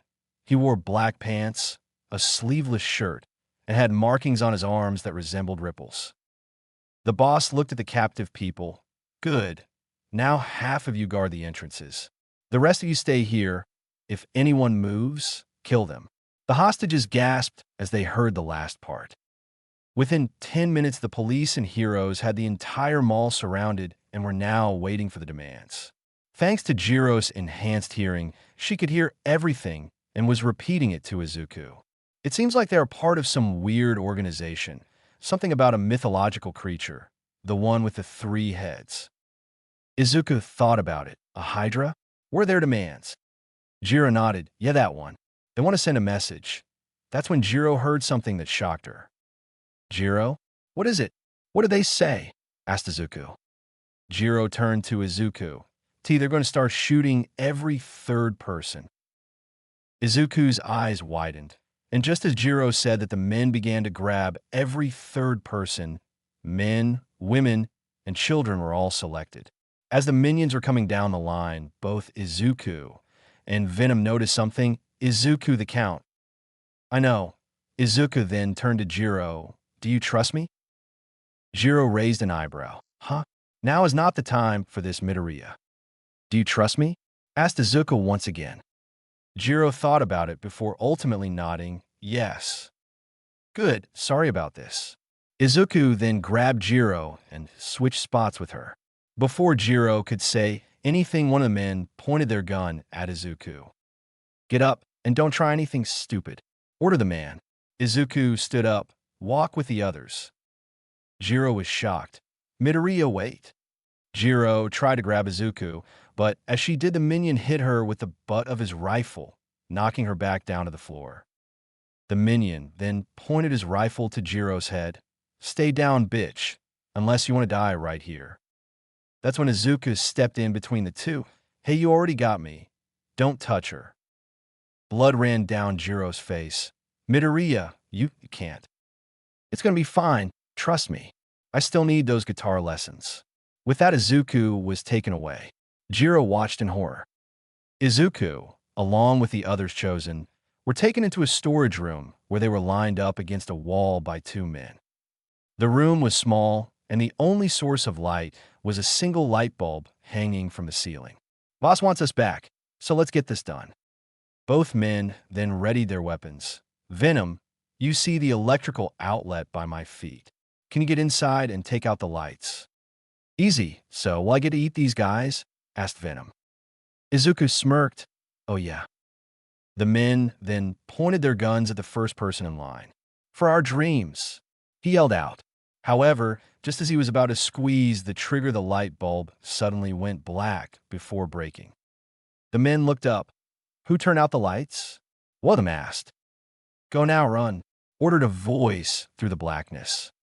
The hostages all quickly scampered towards the door. Bursting through the door, light from the outside shined through. That's when the men saw him. Towering above them was Venom. "What the hell is that thing?" Struck with fear, both men began to open fire. The bullets hit Venom in the chest, but did nothing. After emptying their guns, Venom looked down at his torso, which was riddled with holes. That tickled. Flexing, Venom fixed all the damage on his chest. The men tried to scream, only to have their mouths covered by black goo. SHHHH, I don't like it when my food screams. I can't savor the flavors then. With tears running down their faces and muffled screams, the men could do nothing as Venom opened its mouth, revealing his razor-sharp teeth. Loud, crunching noises were heard as Venom bit the heads off the men clean off and began to feast on their organs. Now, this is a good appetizer. Let's get you the main course then, said Izuku. With blood dripping down its claws, Venom smiled. It's lunchtime. Outside in the food court, Jiro flinched when she heard the sound of gunfire. And no, Midoriya. Outside the mall, police and heroes were on edge. The demands of the leader were outrageous. How many hostages are we dealing with? Asked Eraserhead, standing around a large table which had a map of them all. With the security cameras down, we can't be sure, but at least a couple dozen, maybe more, said the SWAT commander. Quirks?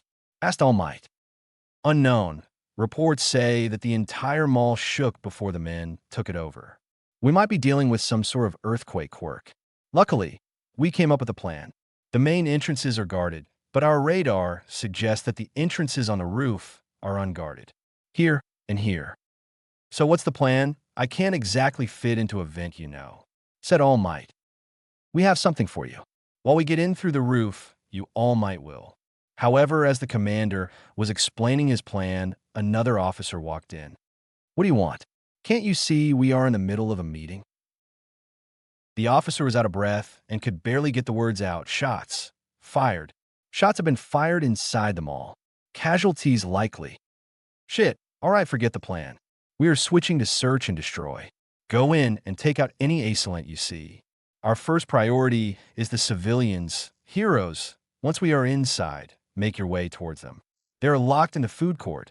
We'll deal with the rest, said the commander. Everyone nodded. Let's get to work then. All Might was the first one to run inside. With his fist pulled back, he knocked down the door to the mall.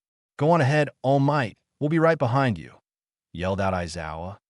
All Might nodded, right? Be safe. Crouching down, All Might took off, leaving the rest behind. Zigzagging his way through the mall, he eventually found the hostages that Venom freed running away from the food court. Is everyone all right? We are fine, but the others. They have a lot more in the food court, said one of the hostages. Within seconds, All Might made it to the food court where he found something that shocked him. Standing in front of all the hostages was Venom and several dead men with guns. Get away from them. Texas smash. Turning around, Venom was met by All Might's massive fist. The hit was so hard that it sent Venom across the food court and into one of the stores. Wait, All Might, he was helping us.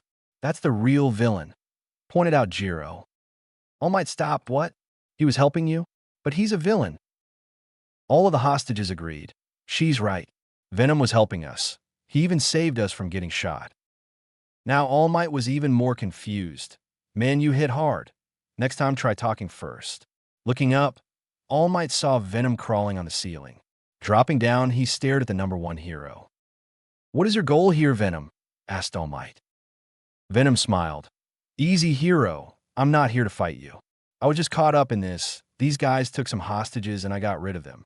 Well, all for that guy. He's the boss. I was about to take him down when you rudely interrupted me. Now tell me, do you really want to fight both of us? Or save these people? All Might narrowed his eyes. I want to save these people. Good, then let's get rid of him. The two then turned towards the villain.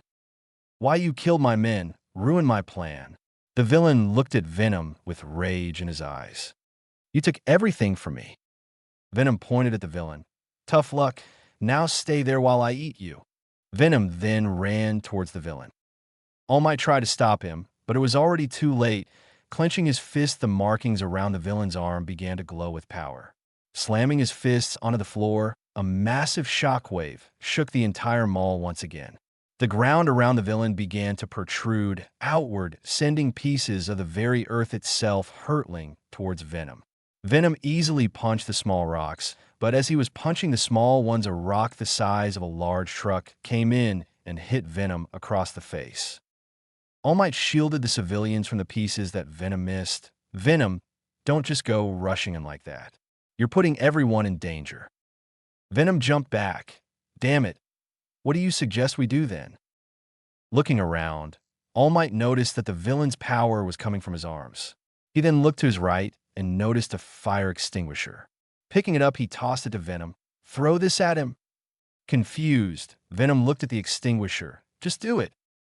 Grabbing it like a football, Venom threw it right at the villain. At the same time, All Might pulled back his fist. Detroit Smash.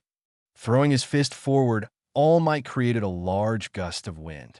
The wind pressure was so strong that once it hit the extinguisher, it popped, causing white smoke to fill the area. The villain stopped his quirk. What is this? Do it now, Venom, yelled out All Might. Without hesitation, Venom ran through the smoke. The villain looked around frantically. Where are you? That's when Venom dropped from a ceiling in front of the villain. Here. The markings on the villain began to glow. He tried to reach out to touch Venom, but Venom grabbed his arms and crushed the bones. Pieces of bone popped out of his skin as the villain fell to the floor, screaming out in agony. As the smoke cleared, All Might saw Venom standing over the villain. We didn't kill him good. We need him alive to answer questions. I would have killed him, but there's been enough of that already. I've had my fill, said Venom, turning away. Well, that's all you'll get from me. Remember, this was a one-time thing. Don't expect us to help you again. The next time we meet, you'll end up like him. As Venom was walking away, he felt someone grab his shoulder. Sorry, Venom, but you can't leave. You have your own crimes to pay for. You may have helped me now, but that doesn't excuse your actions. Venom turned his head. Do you really want to do this, hero? All Might nodded. I am a hero. I will do what I must. Venom smirked. And so will we. Turning around fast, Venom punched All Might across the face, sending him flying across the food court. Slamming against a pillar, All Might held his jaw. That hurt. Stay down, All Might. We don't want to hurt you. But we will if we must, threatened Venom. All Might stood up slowly. It's not a matter of if, but want. One way or another, you're coming with me. And I already know your weakness. Shit, Venom, look out. He's going to throw a punch. Warn Izuku. Venom jumped back to avoid the hit, but his eyes widened when he saw that All Might didn't clench his fist. That's when Izuku put 2 and 2 together. And oh, if he does that inside, the entire mall will come crumbling down. Don't do it. You'll bring this whole place down, yelled out Venom. But it was already too late. The number 1 hero brought his hands together. Thunder clap. Clapping his hands together, All Might created a massive shock wave of pure sound. The sound wave hit Venom dead on. The symbiote screeched in pain as it began to peel off of Izuku. The attack was effective in taking down Venom, but it also kicked up a lot of dust. Falling to his knees, Izuku still had some of the symbiote on him, but it was just barely strings. Damn it. It's over, Venom. Your reign of terror ends now. Where are you? Yelled All Might through the smoke. As the hero walked through the smoke, he heard cracking coming from a ceiling. Looking up, he noticed that and recognized that he just messed up. Oh no, that's what Venom meant. Turning around, All Might saw the screaming hostages running for their lives as the ceiling began to come crashing down around them. Rushing into action, All Might grabbed as many people as he could. However, he still couldn't get them all. He had to drop the others off and come back for more. Jiro was one of the people who was running, but as she was running, she heard the sound of someone falling. Looking back, she noticed that it was a small child. Turning around, Jiro grabbed the child with her earphone jack. It's fine, I got you. With the child now in her arms, Jiro ran towards the exit as debris fell around her. However, just as she was about to be in the clear, a giant piece of the ceiling came crashing down. Jiro's eyes widened as she looked up and saw the piece come down. We're going to get crushed. No, I won't let this kid die like this. With all the strength, she had Jiro toss the child forward just as the piece fell on top of her. Jiro expected to feel a lot of pain, but to her surprise, she didn't. Opening her eyes, Jiro was surprised to see someone standing in front of her. That was really brave of you. Jiro could only see the person's back, but noticed black strings on their body. Grunting, the person lifted and threw the large ceiling piece. That voice, It couldn't be right, she questioned as the person turned around. Thanks to the smoke, she couldn't see their face but saw a gleam of green in their eyes. Now go, grab the kid and go, it's not safe for you here. Without saying a word, Jiro nodded and got to safety. Izuku watched as Jiro left. You there, Venom? That was loud. We can't take another hit like that. If we do, we'll die. I suggest we leave. I agree, but we can't just leave unscratched. We have to make it seem like we were injured somehow, argued Izuku.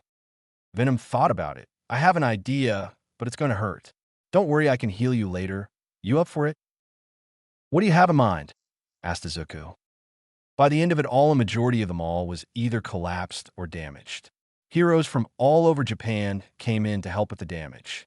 They found people still trapped under rocks, which included Izuku, who had to make it seem that he was hurt, so Venom's bright idea was to slam a rock on Izuku's head just enough to draw blood and make it seem that he was knocked out. Izuku would be rescued a short while later. They took Izuku to where the other hostages were being treated. Once there, we awoke and had his arm and head bandaged up. All right, you should be all healed up in a few days. Your mother has already been contacted. Please wait for her here, instructed one of the paramedics. Izuku nodded as they put his arm in a sling. Getting up, he began to look around at the people being treated. Man, those guys did a lot of damage. It could have been worse. We saved more people than we hurt. Remember that. Izuku smiled. But you should really take care of the other thing for now. Izuku raised an eyebrow. What other thing? That's when Venom turned Izuku's head. Oh. Looking right at him was a very angry Jiro. Wait, Jiro. Let me explain. However, before he could, Jiro wrapped him in a hug. You idiot. Why did you switch places? She then stabbed one of her jacks into his sides. I thought I lost you. When they took you, I heard a gunshot and I thought. Izuku smiled and wrapped his good arm around the girl. Sorry, Jiro. I didn't mean to worry you. Can you please remove that jack? It kind of hurts. Jiro tightened her grip on Izuku. Not yet. I just want to hear your heartbeat for a bit longer. Izuku felt his heart flutter. You hear it right? It's still beating, I'm fine. Jiro felt her emotions calm with every beat of Izuku's heart. He was alive. He wasn't a ghost or a zombie. It was him. Izuku, your oxytocin levels are spiking again, teased Venom. Shut up and let me have this, growled Izuku inside his mind. After a minute, Jiro finally let go of Izuku. Better.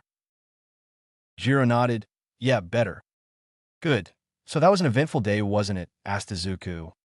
Jiro laughed. It was. Let's not do that again anytime soon. Izuku shrugged. No promises. As the two were waiting around for their parents to show up, someone called out to Izuku. Excuse me, young man, but can I have a word? Izuku turned around to find Nao Mesa standing in front of him. What do you need, officer? Asked Izuku.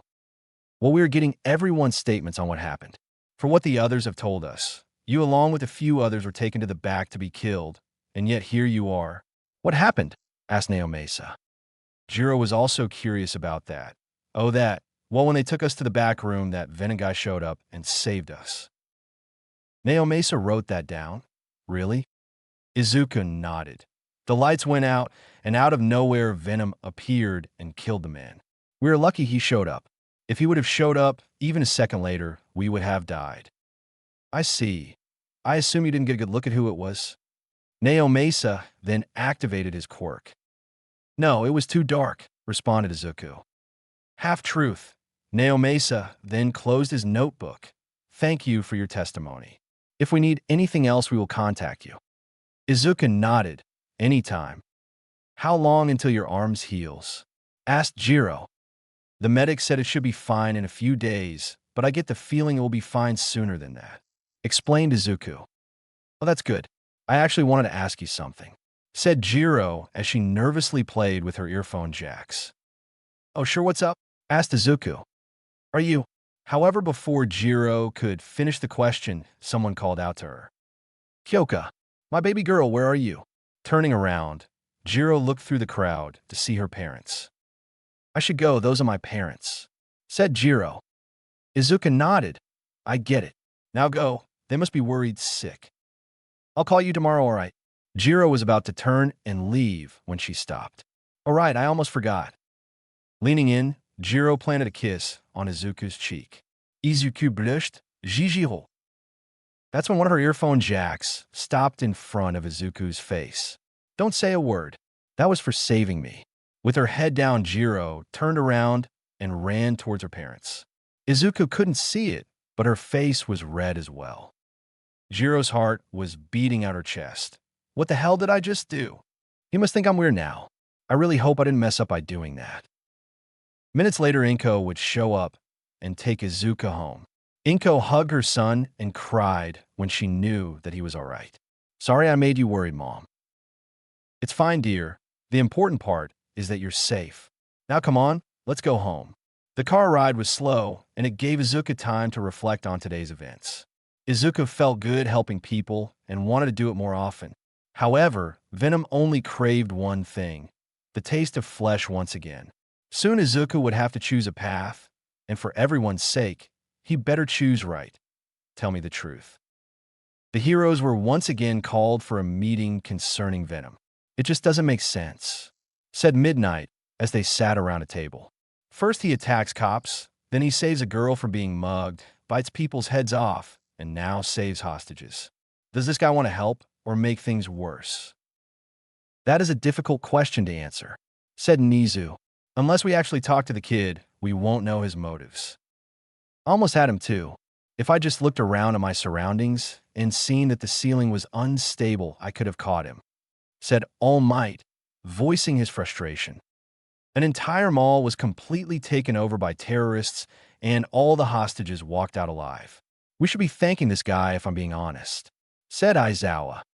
While at the end of the day, he did manage to save everyone, he still killed to achieve it. We only kill when it's the only option. Even then, the repercussions for doing so can ruin a hero, explained Nizu. So what now? Asked Present Mike. All Might, if it was just you and him, no interference, would you be able to win? Asked Nizu. All Might thought about it. I don't know, the boy underneath is smart and his quirk is strong. He may be a difficult opponent, but I should be able to take him. Nizu nodded. Good. He usually shows up at night. I'll have the local heroes on the lookout. Once he's spotted, you'll go in. If you could try to convince him to surrender. If not, you may use force. Everyone else is on standby. Once All Might engage Venom, we surround them both. Leave no opportunity for him to escape. Every hero in the room nodded. This will end tonight one way or another. Aizawa then walked over to All Might. Hey, All Might, you should know I'm still not sure if that's actually the boy's quirk. I tried to use my quirk on him, but it didn't seem to affect him. So be careful. All Might nodded. Thanks for the heads up, Aizawa. I'll keep it in mind. Elsewhere. Put your back into it, Jiro, yelled out Izuku. Jiro was currently struggling to push a large desk across the sand. What do you think I'm doing? Try as she might, the large desk wouldn't move an inch. Jiro's feet dug into the sand as she gritted her teeth. Come on. Watch your footing. If your feet aren't set, you'll. Izuku then watched as Jiro slipped and fell face first into the sand. Slip. Izuku could hear a loud, groaning noise as Jiro slammed her hands into the sand. Lifting her head, Jiro had sand completely covering her face. Stupid sand. She then felt something hit her face. Grabbing whatever was on her face, she noticed that it was a towel. You all right? Asked Izuku. Wiping away the sand, Jiro nodded. Yeah, I'm fine. My pride hurts a bit, but that's all. Izuku laughed. Well, come on, Sandman. Let's stop here for today. Wouldn't want you to get hurt right before the UA entrance exams. Jiro rolled her eyes. Gee, thanks, Seaweed. And maybe it wasn't a good idea to start working out just before the exam. But seeing you doing push-ups with one arm made me think it would be a good idea. Well, I've been working out for a while now, said Izuku. Clearly. So, how's your arm? Asked Jiro. Izuku moved his bandaged-up arm. It should be fine tomorrow. Jiro nodded. That's good. Still can't believe you cleaned so much. Izuku jumped off the fridge he was standing on. Yeah, I even surprised myself. Speaking of surprised, I'm surprised you even showed up to work out. Standing up, Jiro wiped the sweat off of her. Izuku got a good view. Jiro wore a black crop tank top and black workout yoga pants. As she stretched, Izuku couldn't help but look, wow. I've never really paid attention, but Jiro has a nice figure. Izuku could see the sweat around Jiro's midriff gleaming in the setting sun. You find her attractive, don't you? Asked Venom. Shut up. This is none of your business. Oh, but it is my business. So, are you going to make a move? Asked Venom. What? No. But you find her attractive, so why not go for it? Well, yes, but there are steps you have to take. I can't just rush things. Besides, she might not even like me. But she kissed you. Izuku then thought back to the day of the mall incident and how Jiro had kissed him on the cheek. That's different. She was just repaying me for saving her. You really are a useless deco, aren't you? You don't have the balls to do it. Don't push your luck, Venom. I will find a way to separate us. As Izuku and Venom were arguing, Jiro spoke. Midoriya, are you eyeing me? Izuku stopped his arguing with Venom and noticed that he didn't take his eyes off of Jiro. Sorry, just kind of zoned out there. You were checking me out just now, weren't you?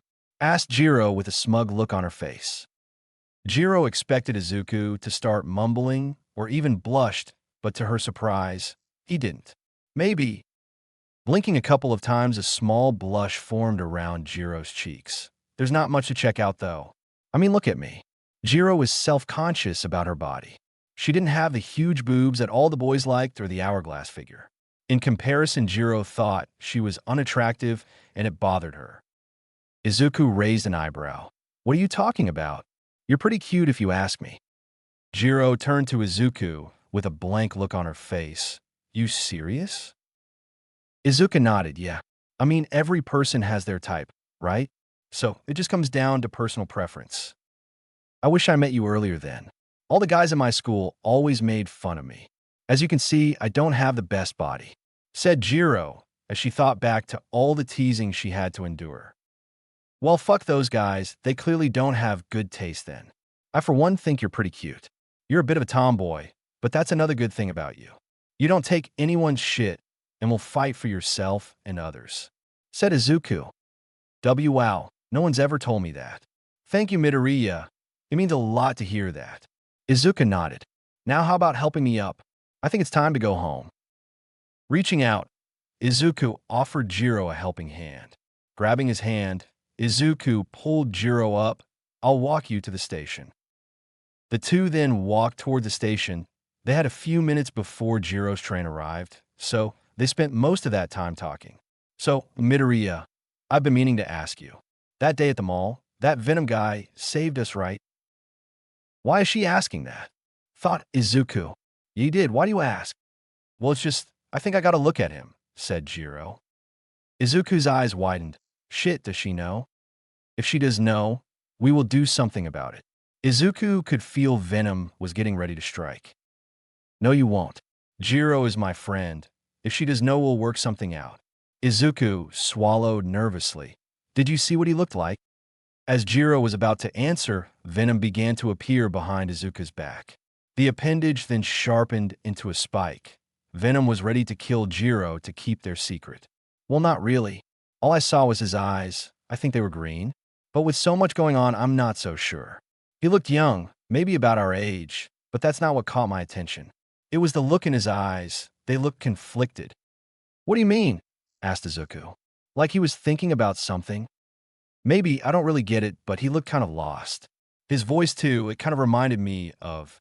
However, before Jiro could finish the sentence, the train pulled into the station. At the same time, Venom put away the spike. Jiro got up from her seat. Looks like my train is here. I'll call you after the UA entrance exam tomorrow. All right.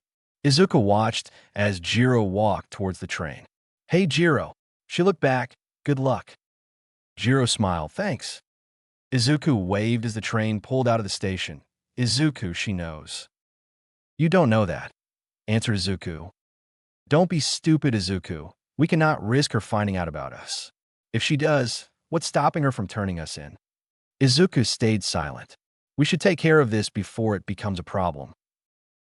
Izuku turned and walked away from the station. No, We don't know for a fact that she knows. For now, we'll just keep things the way they are. What Izuku didn't know was that Jiro had actually plugged her earphone jacks into the seat and heard Izuku's heartbeat during the conversation. Looking outside the window, Jiro sighed. His heart rate rose when I started to ask him about Venom. Could he really be Venom, or was I just imagining things? After getting off at her stop, Jiro walked home. Walking in, Jiro announced her presence. I'm home. Popping out from the kitchen, a slender woman who wore glasses and had the same short purple hair as Jiro appeared. This was Mika, her mother. Oh, Kyoki, you're back. How was the workout? Jiro slumped her shoulders. Terrible. Even with one good arm, Midoriya was still able to run circles around me. I need a shower. You've been talking a lot about this Midoriya kid. Is he your boyfriend or something? Teased her mother. Jiro blushed. No, he's just a friend. Mika smirked, but I've been hearing you talking to someone almost every night. Jiro was shocked. You listening on my conversations? Yes, I got curious as to who you were talking to at 1 in the morning, said Mika. So, when do we meet him? He's just a friend. Jiro had enough of her mother's teasing. Without saying another word, Jiro went upstairs to go take a shower. The water flowed off of Jiro as she stood underneath the shower head. She couldn't help but look down at herself and think of what Izuku said. Does he really think I'm cute? I don't see it. Later that night, Izuku had gone out that night to see if there was something he could do. It didn't take long for him to find a robbery in progress. 3 men were attempting to rob a small family restaurant.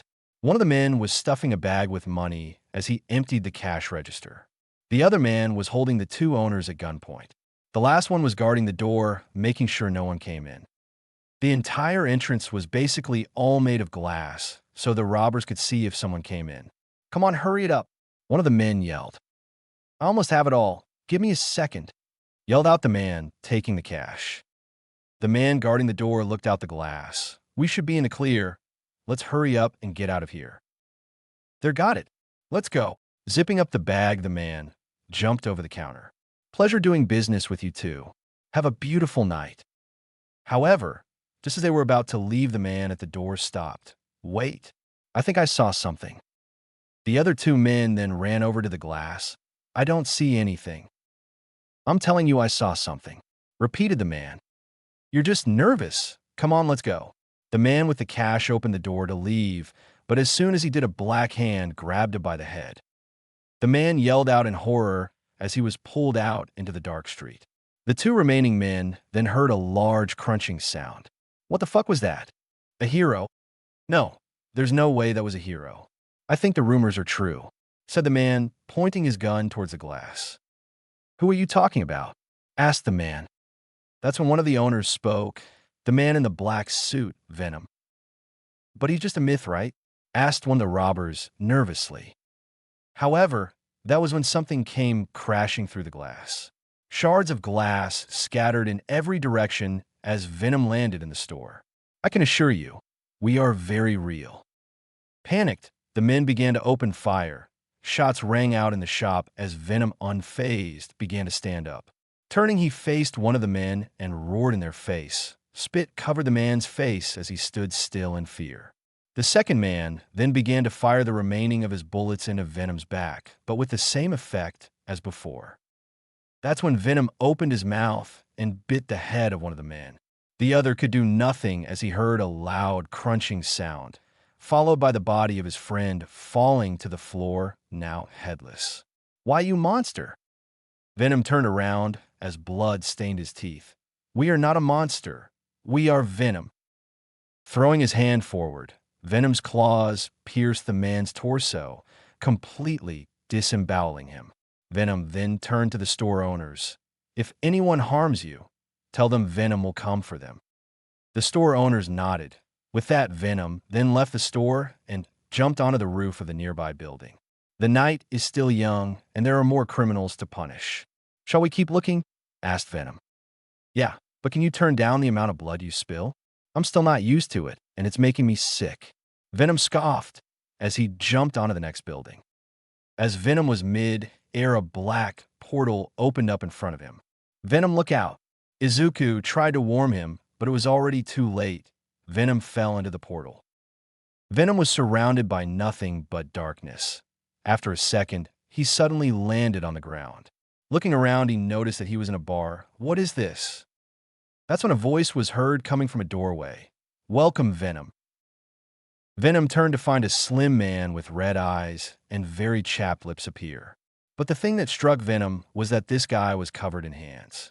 Who are you? My name is Shigaraki, and my master wishes to speak to you, said Shigaraki, sitting down on a stool. I don't appreciate being forced into this, so tell your master if he wants to talk. He'll have to do it later. However, as Venom was about to bust down a wall, someone wearing a suit stopped his path. Venom noticed that this person was made of the same stuff the portal was. Move, unless you want to die.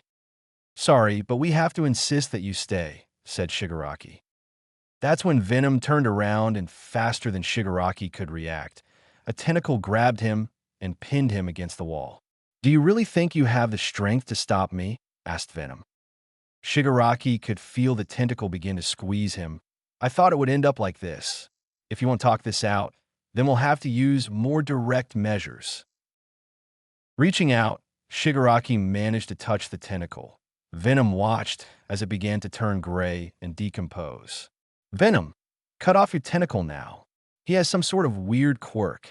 With his other arm, Venom raised it high and turned it into a blade. Throwing his arm down, he sliced off the piece that was deteriorating. Venom looked at his now severed arm. You're going to regret that. Shigaraki saw as the stub began to regrow into a hand. Shigaraki readied himself, but just as the two were about to run at each other, a voice suddenly was heard from a monitor. Now, why don't we all just sit around and relax? Venom turned to the monitor. So you're the boss, huh? You have 10 seconds to explain who the heck you are and what you want. If we find your answer displeasing, your pet here is going to lose an arm. A small chuckle could be heard coming from the monitor. You're just like the reports say you are. In simple terms, we wish to hire you. You see, we work in extermination, and we would like your expertise on an upcoming job. We will pay handsomely. Venom scoffed. You think money is going to sway us? Sorry, but no. Go find some random person on the street. Venom then turned around to leave. But as he did, the person on the other side of the monitor spoke. Really, that's too bad. Here, I was going to offer you something you want. Venom stopped. How would you know what we want? An individual like you doesn't just go around biting the heads off of people for no reason. There's a reason behind these killings. You have a goal, and I can help you achieve your goal. My reach is far and woven into every aspect of society. Join us for this one job, and you'll have access to it all. Now the person had Venom's attention. So what's this job exactly? Asked Venom. That we cannot say. We just need your assurance that you will help us. I can even pay you up front. Kirojiri, if you will. Just then a small portal opened up in front of Venom. Something then fell into his hand. What is this? Venom looked at the flash drive. That, my friend, is the list of all the pro heroes that are hunting you. It includes names, addresses, and most important, their quirks. I assume that information will come in handy to you. Asked the man. Venom smiled. All right, you got yourself a deal. So when is this job? We'll call you the night before the job, so be ready. Take this. Shigaraki then tossed a phone at Venom. Keep that nearby. Venom nodded. Then that concludes our negotiations then. Pleasure doing business with you. Good. Kirojiri here will drop you off where you were. Venom nodded as a portal opened up behind him. One more thing before we go. You should really teach your pet here to know when you shouldn't fuck with someone. It just might get him killed one day, said Venom.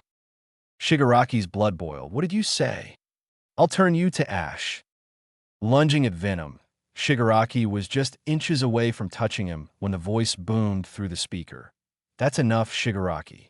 Back away now. Shigaraki stopped. But master, I said that's enough, said the voice. You heard your owner. Get to it, said Venom, mocking Shigaraki. Frustration filled Shigaraki's face as he reluctantly retracted his hand. Venom smirked like a bitch. With that, Venom walked into the portal and disappeared. Shigaraki turned to the monitor. Master, was that really wise? We can't trust Venom. We should just eliminate him. We can't do that, Shigaraki. Not yet, at least. Right now, Venom is of use to us. That is, if he can pass the test, said the voice with a small laugh. Shigaraki looked at the monitor. Test? What test? To see if he can take on a specific hero. That only confused Shigaraki even more. With Venom. Venom re-emerged from the portal. Now, standing atop a building, he looked around. Who were those guys? And can we really trust them? Asked Izuku. I do not know, but they did give us some valuable information, said Venom.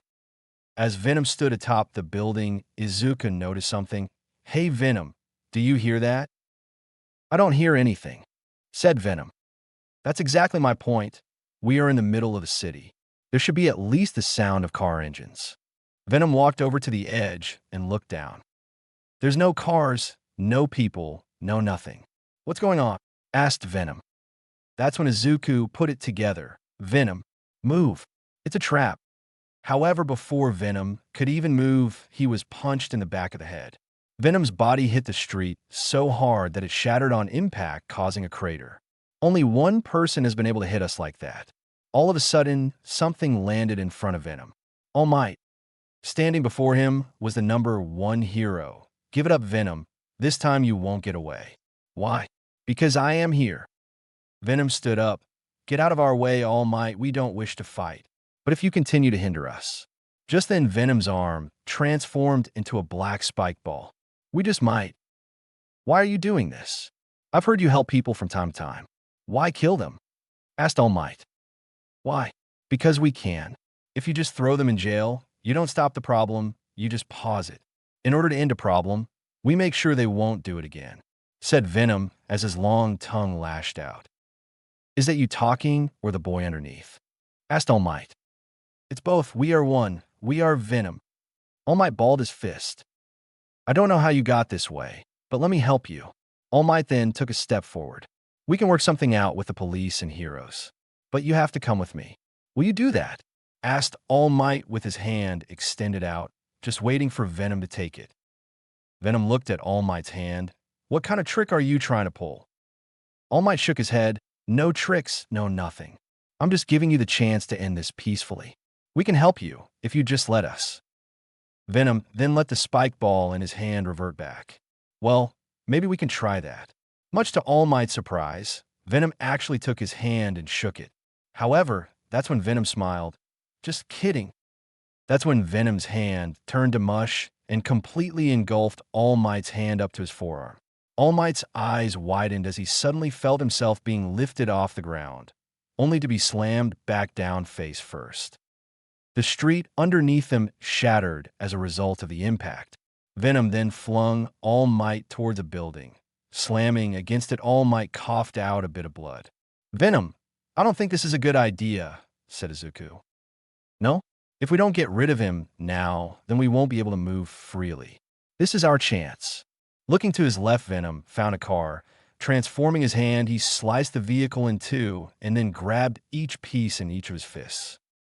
All Might groaned in pain as he tried to pull himself free from the wall. So that's your answer, fine. Don't say I didn't give you a chance. But as the #1 hero looked up, he saw Venom come flying at him. With a loud tum, Venom hit All Might across the face with one half of the car. The car broke into pieces from the hit. So Venom then raised his other fist and once again punched All Might with the other half of the car. All Might hung his head. Seeing this, Venom thought he had won. You lost, hero. Seems like talking won't work on you. If words won't work, then I'll just have to use force. Faster than Venom could react, All Might punched the symbiote under the chin. A loud boom was heard as Venom's body was thrown several meters into the sky. I told you, we can't take on All Might one-on-one, said Izuku. Shut up. Let us think. I got it. Once we land, we'll hide, said Venom. However, that's when All Might appeared in mid-air. A good plan, but unfortunately for you, you won't get the chance. Venom's eyes widened as he saw All Might's arms outstretched. Ah, crap. Thunderclap. Far above the city, All Might clapped his hands together, causing a massive shock wave of pure sound. The resulting sound wave was enough to shatter windows for several blocks, and Venom got the worst of it. Venom screeched out in pain as he peeled off of Izuku. But that wasn't the worst of it. Now, without the symbiote, Izuku was powerless, which meant he had no way of stopping himself from falling. Falling to the ground, Izuku began to panic. "Venom, come on, I need you right now." But Venom didn't reappear. Izuku's eyes widened as he saw the floor quickly approaching. Izuku put his arms out in front of him, but before he could hit the floor, All Might caught him. Landing on an empty, dark roof, All Might dropped Izuku, causing him to roll to a stop. Izuku looked up to the hero towering over him. "It's over, kid, you lost. Now come with me." Getting up, Izuku grabbed his injured shoulder.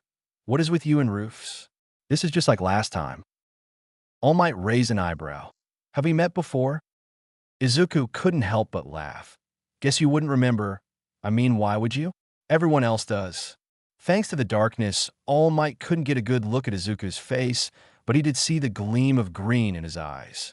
As All Might approached, a helicopter suddenly appeared behind Izuku and shined a bright light behind him. That's when a man appeared from the door of the helicopter with a minigun pointed right at Izuku. "It's over, Venom. Surrender, or we will shoot." All Might then heard clicking behind him. Turning around, he saw that it was several soldiers, but instead of the Japanese flag, they wore the symbol of YTC on their arms. "Who the hell are you guys?" Izuku smirked. "Well, isn't this just great?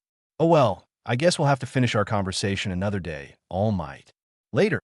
Izuku then turned and ran towards the edge of the roof. "Wait, kid, don't!" yelled out All Might as he watched Izuku jump from the roof. The soldiers quickly ran to the edge of the building, only to have two soldiers impaled in the face by black tentacles. "Shit, open fire," one of them yelled out. The remaining soldiers all began to fire. The helicopter moved into position and fired down the side of the building. Venom is on the move. I repeat, Venom is on the move. With bullets whizzing by, Venom once again surrounded Izuku. "Good to have you back, Venom. I was starting to get worried," said Izuku. Landing atop a car, Venom smiled. "It's good to be back, but that blast almost killed us. Right now, we are weak if we don't get out of here. I fear even those bullets will finish us off." "Then let's get the hell out of here. But first we have to take care of that helicopter," said Izuku. "Leave that to us. I know how we can kill two birds with one stone." Turning his attention to the helicopter, Venom jumped towards the side of the building and began to scale it. The minigun operator tried to aim the gun, but Venom was moving too much and too fast. Making it to the roof, Venom jumped towards the cockpit. "Shit, target is at 12 o'clock. The pilot tried to turn the chopper, but it was too late. Raising his fists, Venom transformed them into hardened slabs and slammed them down. The cockpit was flattened. This sent it in a dangerous spin. The soldiers on the roof looked at the helicopter, which was now heading towards them. All Might's eyes widened. "Damn you, Venom." Jumping forward, the hero managed to grab all of the soldiers and pulled them to safety. The helicopter crashed onto the roof, causing a massive explosion. By the time All Might looked for Venom, he was already long gone. "We've met before, but where, and who is he? Not to mention, who are these guys?" asked All Might. That's when one of the soldiers pulled out a radio. "Sir, we lost him. The target escaped. YTC headquarters." Kenshin sat in his office with his chair turned around. "I see. Did you learn anything?" "Sir, it seems the symbiote has taken over a young boy. We didn't get a good look at his face, though," explained the soldier. "I already knew, so you failed is what you're telling me." Kenshin sighed. "I'm very disappointed in you, Commander. Consider you and your team fired." Turning his chair around, Kenshin hung up the phone. "Failures, all of them failures. They can't even find one little kid." Kenshin slammed his fist onto the desk in a fit of rage. However, that's when the phone beeped. "Mr. Yaoyorozu, your daughter is here." Composing himself, Kenshin nodded. "Send her in." A second later, the doors to Kenshin's office opened up, and in walked a tall girl with long black hair that was tied up in a ponytail. "Father." "Momo, my daughter, You're going to UA tomorrow, are you not? Asked Kenshin. Momo nodded. Yes, father. Since I got in through recommendation, the school saw fit that I familiarize myself with the campus. Additionally, those who are taking the entrance exams will also be present. Good. Good. I want you to do something for me. Do not disappoint me, daughter. I've spent too much money on getting you in for you to fail, said Kenshin. Momo bowed. Of course, father, I won't let you down. Very well then. That is all. You may go. With that, Momo began to walk towards the door, but as she reached out to open it, Kenshin spoke. There is one more thing. I'd like for you to report any quirks that have to do with transformation. I assume you know what I'm talking about. I do, and I will look out for it. I'll take my leave now. Having gotten her assignment from her father, Momo walked out of his office. As she walked down the long hallway, she breathed a sigh of relief. He only calls for me when he wants something, and now that he lost that alien thing, his demands are becoming more outlandish. At least in UA, I'll finally have some alone time and maybe make some real friends. A new path. Jiro was nervous. Right now, she stood in front of UA's gates. All right, Kyoko, you got this. There's no reason for you to be nervous. You studied. You kind of worked out. All you have to do is not fuck it up, and you're good. Taking a deep breath, Jiro walked through the gates of UA for the hero entrance exams. After checking in, she was instructed to go into the testing area, where they would be taking a written test. Jiro wouldn't consider herself a genius, but she was by no means dumb or lazy. In her middle school, she often ranked pretty high up. They had 1 hour to complete a 50-question exam on hero rules and basic high school entry subjects. By the end of it, Jiro finished about 10 minutes early and used the remaining time to check over her answers. Once the hour was done, everyone turned in their test and was taken to an auditorium for the second part of the exam. Finding a seat, she sat down next to a girl with short brown hair. So how was the written exam for you? She asked. The question caught Jiro by surprise. It was right, I guess. There were some difficult questions. The girl nodded. Yeah, I should have studied more. I'm Achiko Uraraka, by the way. Kyoka Jiro, nice to meet you, replied Jiro. All right, everybody. Who's ready to party? Yelled out someone appearing behind the podium. No one said a word. Wow, tough crowd. Anyway, I'm Present Mike, and welcome to the second part of the UA entrance exam. As some of you know or not know, depending if you read the paper, the second part will be a practical. That's when behind the podium an image of 3 robot outlines were seen, each with their own distinct number value. The exam will have you running around a city, destroying robots. Each robot has their own point value. That's when Jiro saw a hand shoot up just a few rows down. Excuse me, but the pamphlet says there are 4 robots. Present Mike pointed at a tall boy with blue hair. I was getting to that. The 4th and final robot will be worth 0 points. So avoid it if you can. The boy bowed. Excuse me for my rudeness. Jiro smirked. He looks really uptight. Uraraka nodded. Yeah, he does. So back to what I was saying. Avoid the 0 pinter at all costs. The rules are simple. Destroy as many robots as you can. The more you destroy, the more points you'll get. Feel free to use your quirks however you please. But you can't directly or indirectly use your quirk on others. So that means no sabotaging. You'll now be separated into groups. Good luck, everyone. With that, Present Mike walked away from the podium as staff handed out papers with a group number. Well, Jiro, let's hope we both pass, said Uraraka. Jiro nodded. Seems straightforward enough. Good luck. The students were then given an arena to report to. Jiro would go to Arena 2. UA allowed everyone to change into more comfortable clothing for this portion of the exam. All right, is everyone ready? Asked Present Mike as he stood atop a watchtower. A few more rules before we begin. You will have exactly 10 minutes to destroy as many robots as you can. There are more than enough for everyone, so have at it. Also remember, no attacking each other. Got it? Good. Jiro and the rest of the students suddenly saw the doors to the massive city open up. But instead of going in, everyone just looked at each other, while everyone but Jiro, pushing her way to the front, she quickly ran into the city. What are you guys waiting for? Get going. There's no start indicator in real life, said Mike. The students then looked into the city to see Jiro running at a two-pointer. Extending her earphone jacks forward, she stabbed them into the robots. Channeling her heartbeat through them, she managed to destroy the inner circuits, which caused a robot to spark, effectively destroying it. Midoriya switched places with me during the mall incident and nearly lost his life. I'll be a hero and make sure that doesn't happen again, said Jiro as she made her way to another robot. The other students quickly followed Jiro's lead and ran into the city. Each student was doing their best racking up points, and everything was being watched by several individuals in the observation room. We have a lot of potential this year, said Nizu. Midnight nodded. True, we have students with speed, power, skill, and stealth. While it is true we look for power, that's not all we want in our hero students. You need guts and heart. You need to be able to make quick decisions under pressure, said Aizawa as he looked at the monitors.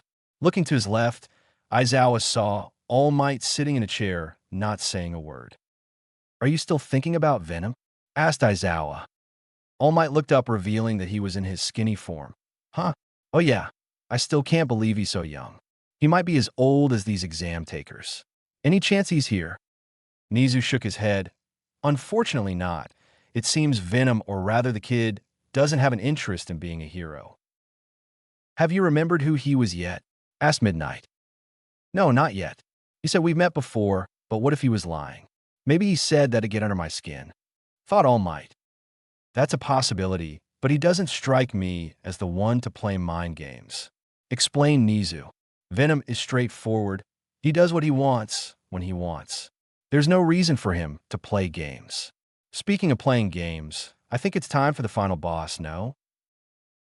Midnight nodded, and turning to the control panel, she pressed a giant red button. Back in the city, Jiro was exhausted. She had been running around the city, trying to rack up the points. But after 8 minutes, she managed to destroy a few robots for a total of 35 points. I still need more points. It might not be enough, said Jiro as she leaned against a pole. However, as she was resting, the ground beneath her began to shake violently. What's going on? That's when it appeared. From the center of the city, a massive robot, several stories tall, began to rise from the ground. At its max, the Titan dwarfed the buildings around it. It then swung its massive arm, destroying a building in the process, and sending pieces of said building flying at the students. Jiro's eyes widened as she noticed a piece of wall flying at her. Ducking down, it narrowly missed her as it slammed against the wall behind her. You know, maybe I shouldn't mess with that. Jiro was not alone in making that decision. Several other test takers quickly began to run away from the Titan as it made its way towards them. However, just as she was going to be in the clear, Jiro heard something. Help me. Turning around, Jiro looked through the crowd of people running to see a brown-haired girl stuck underneath a slab of the destroyed building. Oh, you gotta be kidding me. Uraraka tried desperately to free herself, but nothing was working. Her quirk, zero gravity, allowed her to float anything she touched with all 5 fingertips. But she had overused it, causing nausea. Help me. She pleaded out as students ran past her, but no one came to her aid. Saw thee, Mom. Saw these at? I wanted to become a hero for you guys, but now I don't think I'll make it. Just as Uraraka was about to give up hope, a voice called out to her. Hey, you all right? Looking up, Uraraka noticed that it was Jiro. I am here to help. Anything hurting? My ankle. I think it's broken. Uraraka then looked behind her to see the Titan robot rumbling toward them, destroying everything in its path. Leave. The robot is almost here. It's going to flatten you, said Uraraka as Jiro tried to lift the slab off of her. In no way. I'm getting you out of here, said Jiro as she strained herself. Unable to lift the slab, Jiro got another idea. Cover your ears, this might get loud. Uraraka nodded and did as she was told. Jiro then stabbed her earphone jack into the slab and began to channel her heartbeat through them. With a loud tone, the slab split into tiny fragments, freeing Uraraka. All right, let's go. Jiro then grabbed Uraraka and then threw her arm around Uraraka's shoulder. "Thank you," said Uraraka as they made their way towards safety. "Don't thank me yet," explained Jiro. "That Titan is still on our asses." The massive robot rolled its way down the main road towards the two girls. Jiro's eyes widened as it suddenly began to reach out for them. Ah, hell. Closing her eyes, Jiro braced for the impact. And in that second that she thought it would all be over, Jiro could only think of Izuku. The Titan reached out for the two, but just as it was inches from grabbing them, a loud buzzer was heard. "Time's up. I hope you all got enough points. Those who are injured, please stay where you are. We will bring someone over soon."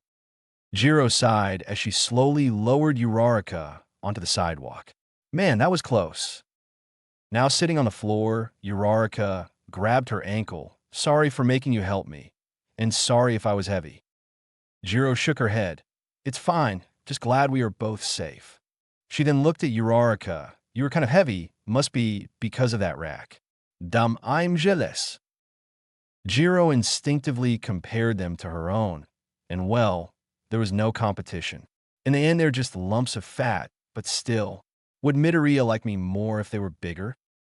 Jiro's face turned slightly red as she thought back to when Izuku said she was cute. "Oh my, your face is a bit red. Are you alright, dear?" asked an old woman with a walking cane. Oh, yeah, I'm fine. It's what you should be worried about. I think her ankle is broken," said Jiro, motioning towards Uraraka. "Let me see." The woman then checked Uraraka's ankle. "It doesn't seem to be broken, but it is sprained. Don't worry, though. I'll patch you right up." The woman then kissed Uraraka on the cheek, and almost instantly the injury healed. "Wow, that's amazing. Wait, are you recovery girl?" "That's right. Here, have some gummy bears. My quirk uses your body's natural response to heal, but it also makes people really tired," explained recovery girl. Uraraka nodded. "Thank you so much." With that, recovery girl walked away from the two to treat others. "Stay here and rest. If we're lucky, we might see each other again in the hero course," said Jiro. "Yeah, thanks again for all your help," said Uraraka, bowing slightly. "Don't mention it. See ya." Jiro then walked away to go change. Going into the lockers, Jiro changed back into her middle school uniform. As she was walking out of the locker room, she pulled out her phone. "Now I have to wait an entire week to find out if I got in or not. This is going to be nerve-wracking. Maybe I should call Midoriya." Now standing outside of UA's gates, Jiro began to dial Izuku's number. As it was ringing, Jiro watched as a long black limo drove by. Sitting in the very back with the windows down was a girl with her hair tied back in a ponytail. For a brief moment, Jiro and the girl's eyes met. "Huh, I didn't see her during the exam. I wonder who she was." "Hey, Jiro." "Earth to Jiro, you there?" asked Izuku through the phone. Jiro snapped back to reality. "Oh, sorry about that. Just got distracted. So anyway, I just finished up the entrance exam." "Really? So how did you do?" asked Izuku excitedly. "Honestly, I couldn't say. They didn't say much, but I have to wait for a week for the results to come through the mail." Jiro then suddenly heard a loud, crashing sound. "What was that?" "That was some junk I was cleaning up at the beach. Looks like I didn't stack it right, and it almost crushed me," explained Izuku. "You're working out already? Are you sure your arm is all healed up?" asked Jiro, concerned. "Oh, is someone worried about me?" teased Izuku through the phone. Jiro blushed slightly. "I'm kidding, but if you must know, yes, my arm is healed up." "Good. So how about I join you? We can work out together," proposed Jiro. "That's cool, but you should rest. You just took UA's entrance exam. Rest up for today. We'll train tomorrow," said Izuku. Jiro thought about it. "Well, I'm a bit tired from fighting the robots." "All right, fine. Tomorrow it is then." "All right, see you there." Later, Jiro. With that, Izuku ended the call. As Jiro looked at her phone, she couldn't help but smile. He's such a dork. With Izuku. Izuku was at the beach, and he was working out, well, it was more Venom having fun than anything else. Venom wasn't happy. After his fight with All Might, he'd begun to be more aggressive. Currently, tentacles were sprouting from Izuku's back and grabbing every bit of trash around him and throwing it. This had been going on for about 45 minutes. After the phone call, Venom stopped. Better? Asked Izuku. Better, responded Venom. Good, let's head home for today. I want to get a look at that list of names and quirks. I don't want to get caught off guard by some random hero, said Izuku as he got up. Agreed, and next time we will kill All Might. Izuku sighed. He's already kicked our ass twice. Do you really think we could take him? Yes. Izuku raised an eyebrow. All we have to do is get in closer. For now, we lay low. We can't risk running into All Might again. If we do, we might be separated, said Izuku. We will never let that happen. Good. Glad to hear we are on the same page. Come on, let's go home. I'll buy some chocolate on the way home. Seeing that Izuku would buy chocolate in large quantities, the store owner, who was a very old man, would special order some for Izuku and sell it to him at a slightly discounted rate. Walking into the store, Izuku went straight for the register. Hey, Mr. Lee. Appearing behind a comic book was a man with white hair, a well-trimmed mustache, and wearing signature Cartier Von Dome sunglasses. I'm Midoriya, here for the chocolate I see. Izuku nodded. Yes, sir, Mr. Lee. Excelsior. It's in the back. Just let me grab them for you. With that, Mr. Lee went off to grab Izuku's order. As Izuku was waiting, the door chime suddenly rang, signaling someone's arrival. Heads up, we got company. Before Izuku could even turn around, something cold was pressed up against his head. Don't move, kid, unless you want to die. Now, give me your wallet. The man's hand turned into a blade and was now up against Izuku's neck. Can I eat this one? Asked Venom. Izuku sighed. You know what, sure. You can eat this guy. He's trying to mug me, so that means he's done it before. Just try not to leave a mess. It will only cause problems for Mr. Lee. And if that happens, we might not be able to buy chocolate from him again. What? No more chocolate? All right, fine. No mess, but I'll make this one suffer. Explained Venom.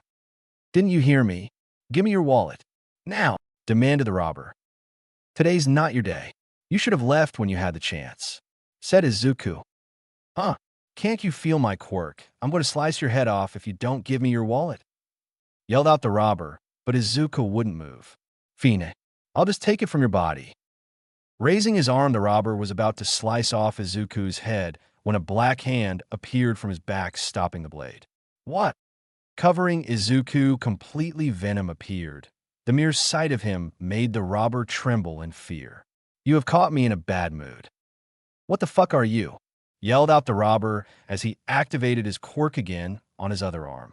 The robber tried to slice Venom's face, but Venom simply opened his mouth and bit the blade, shattering it. That was rather rude. Now I will take my frustration out on you. Picking up the man, Venom began to slam him against the wall, floor, and shelves of the store. Venom, what did I say about a mess? Yelled out Izuku. Venom stopped. Looking around, he looked at the mess he created. Soda cans, candy, chips, and bento boxes scattered the floor. The shelves that once stood were now toppled along with their goods. He then raised the robber by one leg. At this point, the man was barely conscious and bleeding profusely from his body. See, this is your fault. Whatever, I'm going to eat you. Opening his mouth, Venom bit the head off the man before swallowing him whole, leaving no trace behind. All right, Midoriya, here's your chocolate. Mr. Lee appeared from the back to see that his store was a mess and Izuku was still standing behind the counter. Raising his glasses, Mr. Lee looked at Izuku. Midoriya, what happened? Oh, Izuku was trying to come up with a good excuse. An earthquake. Mr. Lee blinked a couple of times. Guess I didn't feel it. Must be my age. Izuku couldn't believe it. Holy shit, that worked. Come on, you're not that old. Here, let me help you with the cleanup. Getting to work, Izuku helped Mr. Lee pick up the mess he created. Now, done. Izuku took out his wallet to pay for the chocolate, but before he could grab the money, Mr. Lee put his hand up. Nope, no charge. Not after you helped me. Are you sure? I could still pay you. Offered Izuku. It was my fault anyway. I won't accept it. Please, Midoriya, take it. Seeing that Mr. Lee wasn't going to give it up, Izuku sighed. Since you put it that way, I accept. Thank you, Mr. Lee. Grabbing the big box of chocolates, Izuku bowed and left the store. 1 week later. All right, Jiro, you ready? Asked Izuku as he wore his workout clothes. Jiro nodded. Yes. Good, now go. Jiro then jumped at Izuku and tried to grab him. Izuku jumped back only to have Jiro's earphone jacks appear in front of his face. Izuku's eyes widened, but he soon leaned back, dodging the earphone jacks. Not bad. You're getting better, said Izuku as he put his hand on the floor and kicked his legs up.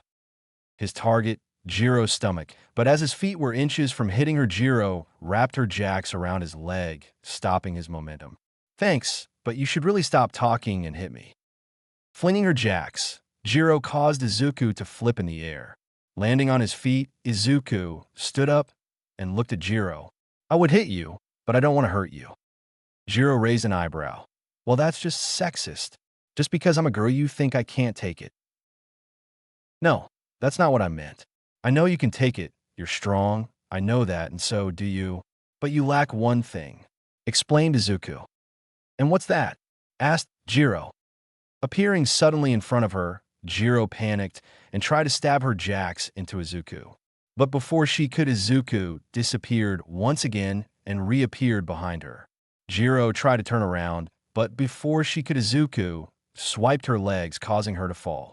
As she fell, Izuku then grabbed her arm and twisted it back. With a thud, the two fell to the floor, with Izuku on top of Jiro. You lack confidence. Jiro tried to break free of the arm lock, but found that Izuku was using his weight against her. All right, I give. Now can you please get off of me? This position is a bit. Izuku smirked as he leaned down and whispered into her ear. A bit what? Tell me. Blushing, Jiro began to squirm around. People might get the wrong idea. Chuckling, Izuku got off of Jiro and offered her a hand up. You may act tough, but you have a sensitive side, don't you? Grabbing his hand, Jiro pulled herself up. Shut up. Izuku put his hands up. All right, I'll stop. So, any word from UA yet? Jiro walked over to her water bottle. No, not yet. It's been a week, so the notice should come any day now. That's when it happened. Jiro suddenly got a call on her cell phone. Digging into her bag, she found her phone. Hold on, it's my mom. Jiro then picked up the call. Hey mom, what's up? Kyoka's here, said Mika with excitement in her voice. What is? Asked Jiro. The results for UA. It just arrived. Jiro's eyes widened. Speak of the devil. All right, I'll be home soon. Don't open it, said Jiro as she hung up the phone. Looks like the results are in. Really? That's pretty convenient. So I guess you'll be heading home, asked Izuku. Jiro nodded. Yeah, I need to see if I passed or not. Although, I'm really nervous. Hey, I'm sure you did amazing. Just be more confident in yourself, said Izuku with a smile. Seeing Izuku's smile actually calmed Jiro down. Thanks, Midoriya. I know this is going to be a bit weird, but I would rather open it with you there. For some reason, you calm me down, and with you there, I'd feel a lot better. Are you sure? I don't mind, but what about your parents? Asked Izuku. Jiro shrugged. They won't mind, I think. Well, if you're sure, then I'll go, said Izuku. Awesome. Let's go. With that, the two then began to pack up their stuff and head towards the station. After getting on, in a 20-minute ride, they arrived at Jiro's stop and walked to her place.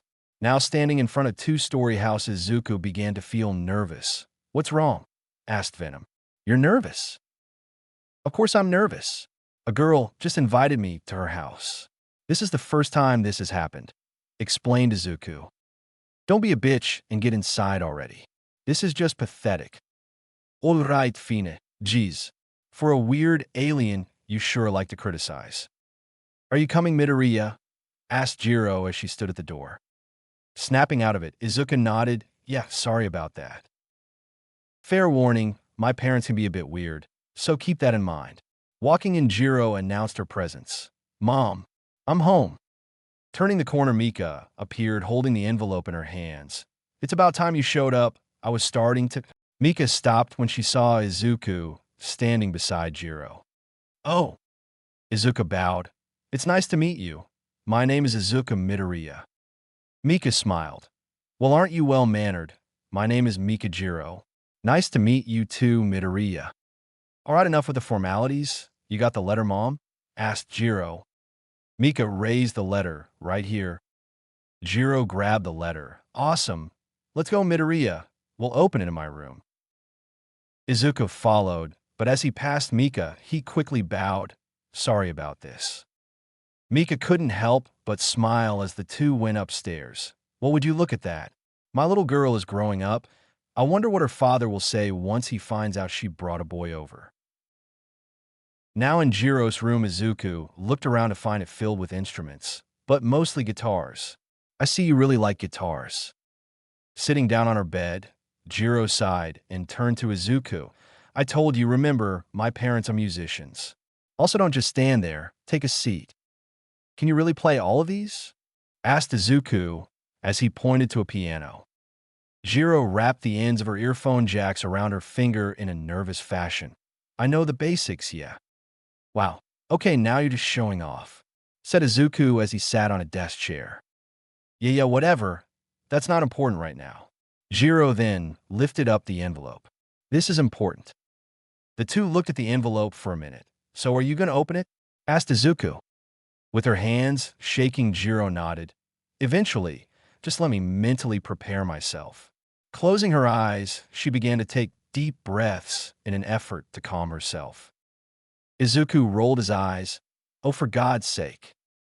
Getting up from the chair, Izuku walked over to Jiro and snatched the envelope out of her hands. Snapping her eyes open, Jiro looked at Izuku. Hey, give that back. As she tried to reach for it, Izuku moved the envelope out of the way. Let's open it now. The more you drag things along, the more anxious you'll get. No, wait, yelled out Jiro as she grabbed Izuku by the arm and pulled. Not expecting it, Izuku fell towards the bed and now was on top of Jiro. The two looked each other in the eyes. She hadn't really noticed, but Izuku's eyes were really green. So was this your plan all along? To get me in the same bed as you? Teased Izuku. Jiro blushed. And no, I wanted to get this.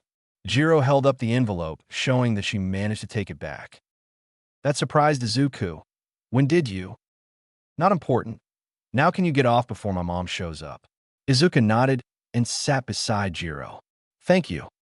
With the envelope in her hands, Jiro still couldn't muster up the courage to open it. What if she failed? What if I didn't get enough points? What was she going to do if she didn't get into UA? All those questions and more kept popping in her mind, causing her heart rate to shoot up. Seeing that Jiro was nervous, Izuku placed a hand on hers. It's okay to be scared, but no matter what happens, no matter what that paper says, I'll be here with you. You understand? Jiro turned to Izuku and nodded. Yeah. Thanks, Midoriya. I really appreciate that. Now, a little more relaxed, Jiro took a deep breath and ripped the envelope open. But instead of finding a letter, they found a metal disc. Izuku looked at the disc. What? That's it, a metal coaster. I was expecting more, said Jiro as she grabbed the disc. However, that's when it suddenly began to light up. Startled, Jiro dropped the disc. As it landed in between the two, a holographic projection of All Might appeared. All Might. Izuku narrowed his eyes. It's him. Easy, Venom. He's not here. This is just a projection, said Izuku. Is this thing on? Oh, it is. I am here as a projection. As you may or may not know, I am All Might. Now I know what you must be thinking. Why is the #1 hero making this? Well, I'll tell you why. Because you're looking at the newest UA faculty member. I will be teaching at UA this upcoming semester. I hope to teach the future heroes a thing or two, and that could be you.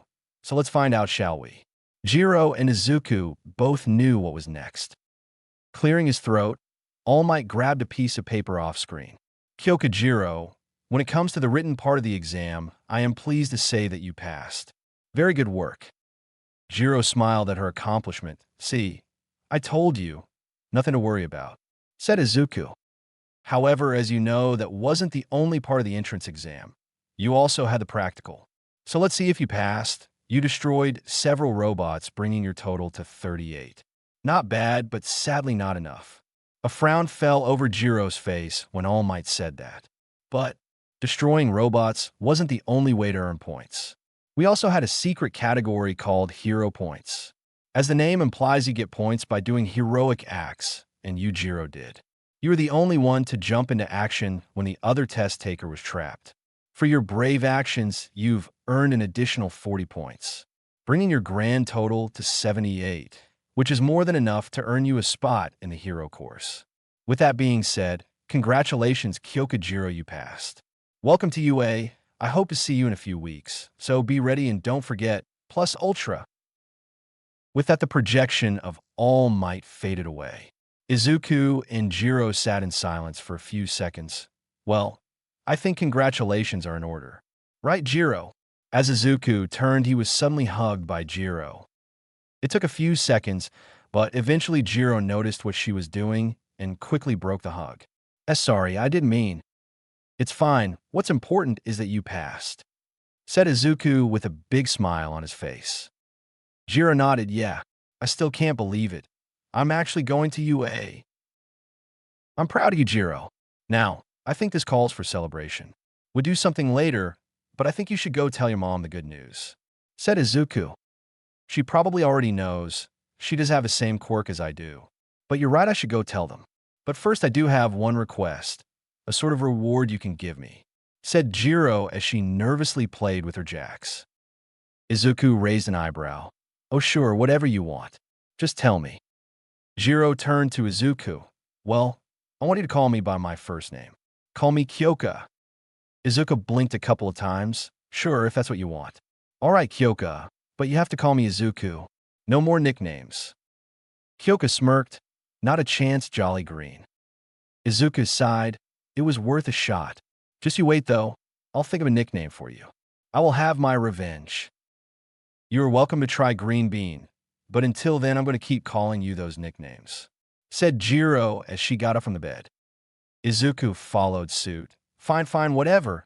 Anyway, go tell your parents the good news. I'll see you later, all right? Right, come on, I'll walk you out. I wouldn't want my mom to start interrogating you, said Jiro.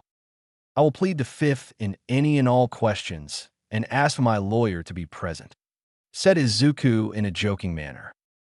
Jiro laughed. Yeah, that wouldn't work on my mom. She's like me, but 10 times worse. Then I better not do anything dumb when she's around, said Izuku. A wise policy, Midoriya, said Mika as she appeared beside the stairs. Leaving so soon? Unfortunately, yeah. Kyoka here has something she would like to share. And it's better not to have someone who's not family here. Besides, my mom will freak out if I stay out too late, explained Izuku. Mika caught the fact that Izuku just called her daughter by her first name. I see. Well, it's best not to keep her waiting. It was a pleasure meeting you, Midoriya, even though our time was short. Izuku bowed. The pleasure was all mine. Thank you for having me. With that, Izuku opened the door and walked out of Kyoka's house. Kyoka stood there beside her mother. So, said Mika. Is he your? He's not my boyfriend, responded Kyoka before her mother could finish the question. Oh really? Then why did he call you by your first name? Kvaistsun Mika. Kyoka looked away. Because I told him to, that's why. Remember the mall incident? Well, he's the one who saved me. Izuku switched spots with me, and in doing so he almost died. Mika was a bit surprised. Kyoka was never this open. I see, are you sure that's all? Kyoka turned to her mother. Yeah, why? Oh, nothing. It's just, you seem a bit different than usual, said Mika. Anyway, you should invite him over for dinner next time. If he saved you, we should thank him properly. Kyoka nodded. I'll ask him later. Good. So what was this news he was talking about? Asked Mika. Right, I actually got into you, said Kyoka. Mika smiled as she hugged Kyoka. That's amazing, dear. I just knew you could do it. Thanks, Mom, answered Kyoka, slightly embarrassed. I'll make your favorite food tonight. I could just picture the look on your father's face when he finds out you got into UA. That and the fact that you have a boyfriend now, said Mika in a teasing manner. Kyoka blushed. He's not my boyfriend. Breaking away from the hug, she decided to go to her room until dinner was ready. Laying on the bed, Kyoka sighed. Well, at the very least, I'm not opposed to the idea. As Izuku got home, he had dinner with his mom and went to his room. Once there, he walked towards his desk and turned on his computer. Venom, the drive. A black tentacle then suddenly appeared behind Izuku, holding the flash drive Shigaraki gave him. Plugging it in, and after a few clicks, Izuku pulled up the files on the heroes. "We can use this," said Venom. Izuku smiled. "Yes, we can.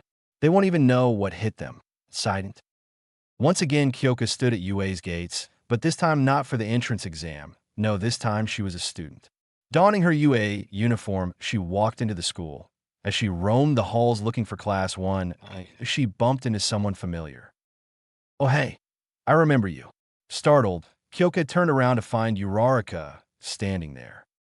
"Oh, it's you, I don't think I ever got your name," said Kyoka. "Achiko Uraraka. It's nice to meet you," said Uraraka with a bright smile. Kyoka nodded. "Likewise, the name's Kyoka Jiro." As the two walked inside the classroom, they were greeted by the sound of shouting. "Please get your feet off of the desk," demanded a tall boy with blue hair and glasses. There with his feet kicked up on the desk and his chair leaning back was Bakugo. "What are you, some stickler for the rules? Leave me alone." The boy in blue chopped his hand. "We are in UA, one of the most prestigious schools in all of Japan. You should act with a bit more decency." "Hey, isn't that the one boy that was uptight?" asked Uraraka. Kyoka nodded. "Yeah, looks like he got into UA too." Looking around the room, Kyoka saw someone she recognized. There in the back, sitting alone, was the girl with the black hair. "She's here, but I don't remember seeing her at the entrance exam. Strange." However, as the two girls stood at the doorway, a voice was heard behind them. "If you're here to socialize, then you can leave now." Uraraka and Kyoka turned around slowly to find a sleeping bag on the floor. Suddenly, the bag stood up, and turning around, they saw the face of a very tired-looking man. "Take your seats. Class starts now." Kyoka quickly found her seat. As fate would have it, she sat beside the girl with the black hair. The sleeping bag then walked over to the podium in front of the glass. "All right, welcome to UA. My name is Aizawa, and I'll be your homeroom teacher.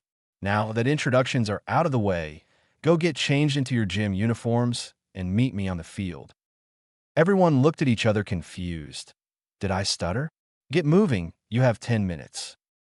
Seeing that he was serious, everyone quickly went to get changed. As they changed, Kyoka couldn't help but look around at each of the girls and notice how much bigger they were.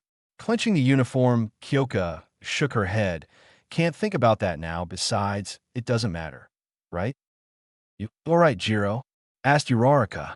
"You look distracted." Kyoka snapped out of her trance. "Huh. Yeah, I'm fine. Just nervous, that's all." "Hey, don't be," said a girl with pink skin, hair, and yellow horns on her head. "We are in this together. Mina Ashido, by the way." "Mina's right. It's the first day. I'm sure Mr. Aizawa won't do anything crazy, ribbit," said a girl with long, straight, dark green hair. "Tsuyu Ajui, but call me Tsu." "Well, since we are all introducing each other, my name is Toru Hagakure. It's nice to meet you," said a floating shirt. That's when the girl in black closed her locker. "My name is Momo Yayorozu. It's nice to meet all of you, and I do hope we get along." Now that they were all introduced, the girls looked over at the clock to see that they only had 2 minutes left. They quickly made it to the field to find all of the guys were already there, along with Aizawa. "Good. Now that everyone is here, we can start." However, that's when Uraraka raised her hand. "Mr. Aizawa, what about the orientation?" "We don't have time for that. If you're serious about becoming heroes, then you will spend all of your time here learning." Bakugo, think fast. Aizawa then threw a ball at Bakugo, to which he caught. "What was your ball throwing score in middle school?" "About 50 meters, answered Bakugo. Aizawa nodded. "Good. Now throw it using your quirk. See that circle? Do whatever you want, just don't leave it." Bakugo smirked as he walked into the circle. Winding up, Bakugo flexed his arm, and throwing his arm forward, a large explosion rippled throughout his hand. "D!" he yelled out as the ball was launched into the air. Kyoka blinked a couple of times. "Why yell out die?" "Good. With this we can test your quirk's limits and see what you have to improve on." Turning around, Aizawa was holding a small device that displayed the distance Bakugo threw the ball, 705 meters. Whoa, this is awesome, said a boy with red hair. Right. We get to use our quirks as much as we want. This is going to be fun, said Mina excited. That's when Aizawa raised an eyebrow. Fun, you say? All right, how about this? Whoever gets last place will be kicked out of the hero course. 19 is a terrible number of students. I would rather have an even number. The class fell silent. What? You can't do that? It's barely the first day, said a tiny boy with purple balls as hair. I can and I will. UA gives teachers a lot of liberty when it comes to this. So now that you know what's at stake, let's get started, shall we? Kyoka's face turned serious. There's no way in hell I'm leaving this class. Not after Izuku helped me get here. With eyes burning with determination, Kyoka took each challenge head on. Aizawa's little test consisted of sit-ups, push-ups, a 50-meter dash, a long-distance run, grip strength, standing long jump, repeated side steps, toe touches, and of course the ball throw. Safe to say Kyoka was exhausted by the end of it. She wasn't in the best of shape, but working out with Izuku did come in handy. She wouldn't be last to the very least, and now it was just down to her in the final test. Standing in the circle, Kyoka grabbed the ball. Normally she would throw it, but since she was allowed to use her quirk, she had a better idea. Jamming the ball into one of her earphone jacks, Kyoka channeled her heartbeat through the ball, causing it to launch into the sky. Turning around, Aizawa showed the screen. Not bad. Nice work using your quirk in that way. Kyoka smiled at her score, 200 meters. Nice. All right, everyone gather up. I am about to display the results of the test. Aizawa then pressed a button on the remote. A projection soon appeared that displayed everyone's position. Kyoka nodded. Hey, 10 out of 19 isn't too bad. At least I'm not last. However, that's when the short boy with purple balls' his hair fell to his knees. This was Mineta, and my dreams of becoming a hero for the ladies is over. Really? That's the only reason why you wanted to be a hero? Asked Kyoka with disgust. Mineta gave Kyoka a glare, but quickly went back to weeping. So that was all a bluff, said Aizawa. Everyone turned to Aizawa. What? Honestly, did you guys really think you would kick us out? Asked Momo. It was an obvious bluff to get us worked up. Aizawa nodded. Right you are, and now that you know what is at stake here, or could be, I trust you will all be trying your best. The class nodded. Good. Go get changed and head to the orientation. The class quickly went off to change, but as Kyoka was changing, she let out a sigh of relief. If I did get kicked out and Izuku found out, he would have been upset. That's when one of the girls, Mina, threw an arm around Kyoka. Oh, who is this, Izuku? A boyfriend, perhaps? Kyoka turned red. Did I say that out loud? And no, he's not my boyfriend. He's just a friend. Mina smirked. Right, a friend. Well, we just met, so I won't push this too much, but you best be prepared for later. Kyoka laughed nervously. I already get the feeling this is going to be a long year for me. With Izuku. Izuku was bored out of his mind. Currently, he was sitting in class. He was, after all, going to high school. This school started 1 week earlier, so they were already in the swing of things. He really didn't want to be here, but he did promise Inko that he would go to high school. He was feeling a bit under the weather, but Izuku choked it up to the changing seasons. Sitting in history class, the teacher was going over something. He wasn't really paying attention. Instead, he tried to distract himself by looking out the window and thinking of ways he could use the information Shigaraki gave him against the villains. We shouldn't waste our time here, said Venom inside Izuku's mind. I know, but this is what normal people do. We go to school. So have you thought of ways to fight the heroes on the list? Asked Izuku as he twirled a pencil in his hand. Most are not a problem. The one called Eraserhead should be easy. Midnight, as she's called, is also easy prey. Her quirk is tricky, but if we stop her before she releases the toxin, we should be fine. Of those on the list, only 2 pose any real threat. Explained Venom. Let me guess, Present Mike and All Might, right? We can deal with Mike, but All Might's power and speed is something we can't take on, said Izuku. I agree, but from the information in the notes, he does seem to have a weakness. Izuku stopped twirling his pencil. He does? What is it? Asked Izuku.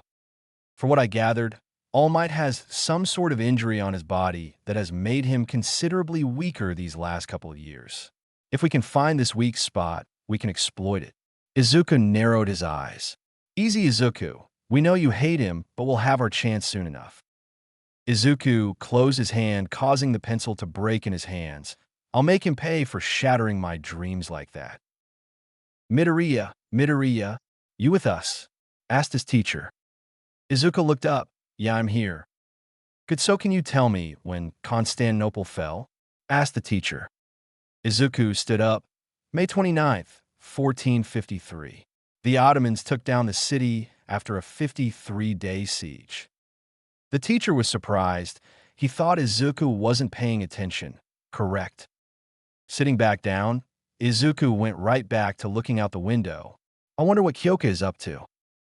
1 week later, Izuku stood at the top of a building overlooking the city wearing a black hoodie. The heroes, they haven't gone after me lately. What? It seems that our last encounter was different, explained Venom. You mean those men with guns? Those men were part of a group? YTC was it? Said Izuku, remembering back. The very same place where we formed our bond, said Venom. I'm glad you remember us. I think it's time we had a chat, Venom, said a voice behind Izuku. Startled, Izuku turned around. As he did, Venom covered Izuku completely. How did this guy get behind us? I do not know, but if he was able to do that, it must be dangerous. Shall we kill him?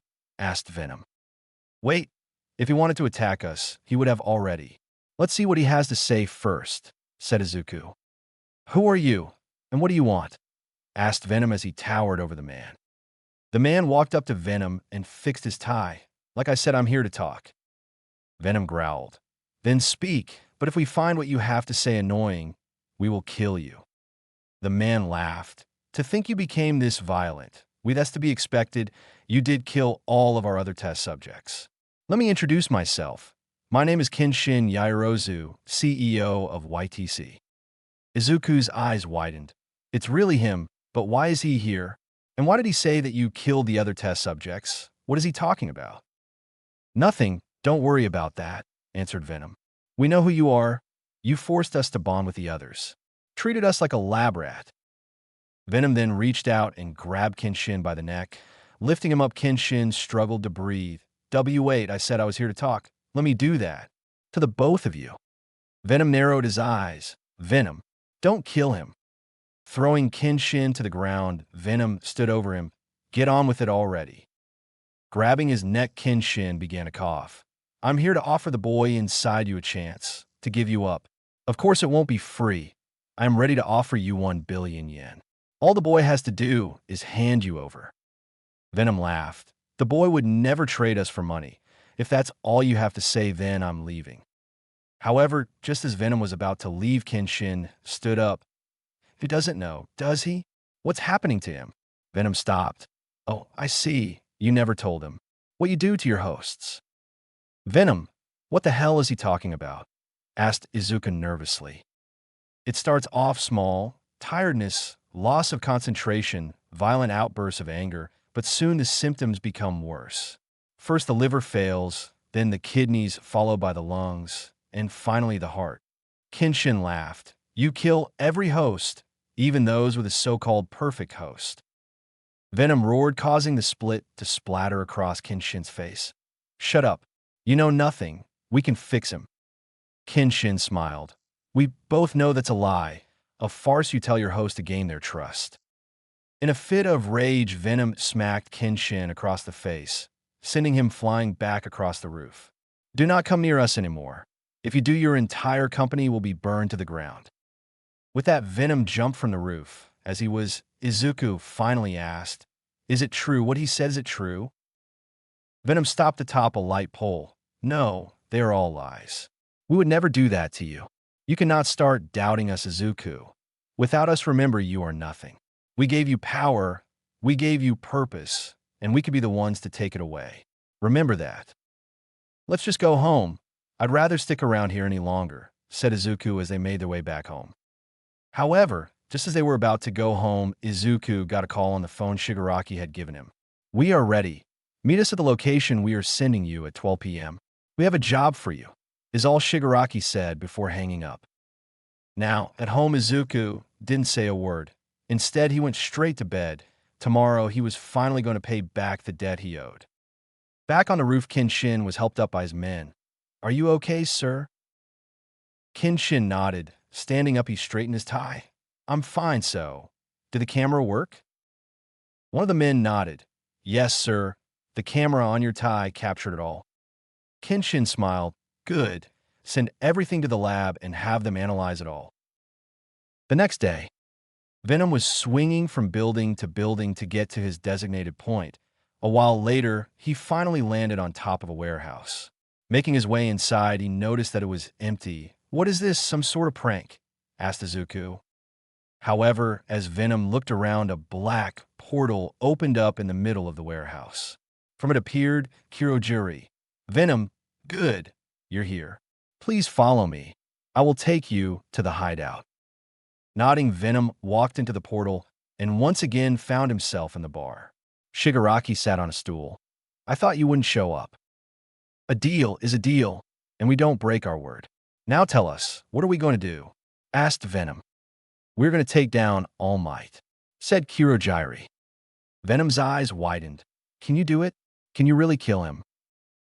"We can and we will. Besides, we won't do it alone. Now, as we speak, several dozen minions are assembling. They are pawns but useful. You, on the other hand, will take down All Might along with one of my master's creations." Snapping his fingers, a portal opened up behind the villain, revealing a tall, muscular, bird-faced monster. "Venom, meet Nomu, created for the sole purpose of killing All Might." Still a bit taller than the creature, Venom could tell it was special. This thing, it was once human, was it not? "I'm surprised you can tell, but yes, this thing was once human. But after some experiments, he lost all of his humanity and turned into this," explained Kirojiri. However, that's when Venom transformed his arm into a blade and sliced the Nomu's arm off. The monster screeched out in pain. "What the hell are you doing?" asked Shigaraki, furious. "It cuts so easily. Can this thing really take down All Might?" asked Venom. But in that moment, Izuku noticed something. "Venom, look, it's healing." Venom watched as the Nomu began to regrow its arm, and in seconds he was as good as new.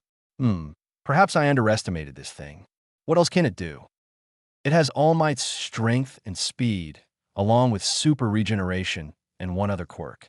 With these quirks, not even All Might will be able to take him down," said Shigaraki with a smile. "If it means we get to kill All Might, then let's go. It's about time we made him pay for what he did to us," said Venom as his tongue whipped around. "Kirojiri, take us," ordered Shigaraki. "Remember, All Might is our target. Everyone else you can do as you please. Or better yet, kill them." Nodding, Kirojiri focused and opened a portal for the several dozen minions, and then one for them. Walking through it, Venom was temporarily blinded by the light of the sun. When his eyes adjusted, he noticed he was inside a dome. "Where are we?" "This is the USJ, one of UA's many facilities. Thanks to my sources, we found out that he would be here today, along with the hero course," said Shigaraki. "Kirojiri, make sure they don't leave." Disappearing in a black cloud, Kirojiri went off to do what he was told.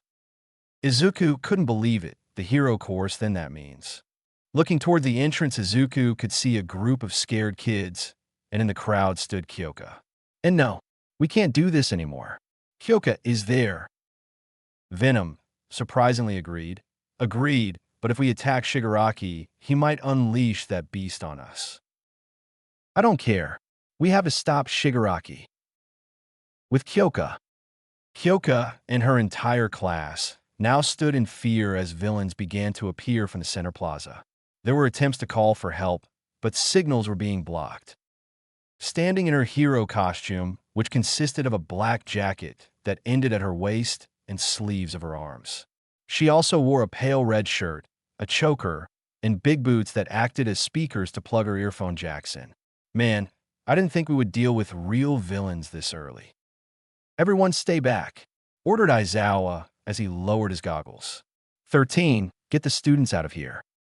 13, Another hero accompanying them nodded. Right? Mr. Aizawa, what are you going to do? Asked Uraraka worried. Don't worry about me. I got a few tricks up my sleeve for situations like this. Now go. Aizawa then jumped down the stairs and towards the villains. Aizawa was taking down several villains at a time, thanks to his quirk that erased other quirks. That, and combined with his superior fighting style, he found himself taking on a large number of enemies and winning. As he fought, however, he caught a glimpse at Venom. Aizawa's eyes widened. What is he doing here? Did Venom join them? As he took down the few that remained in the plaza, he then turned his attention to Shigaraki. Wow, most impressive Eraserhead. You managed to take down my pawns. But you won't be able to take down my secret weapon. Eraserhead, meet Nomu, specifically designed to kill All Might. Nomu, kill him. The Nomu roared as it stomped its way towards Aizawa.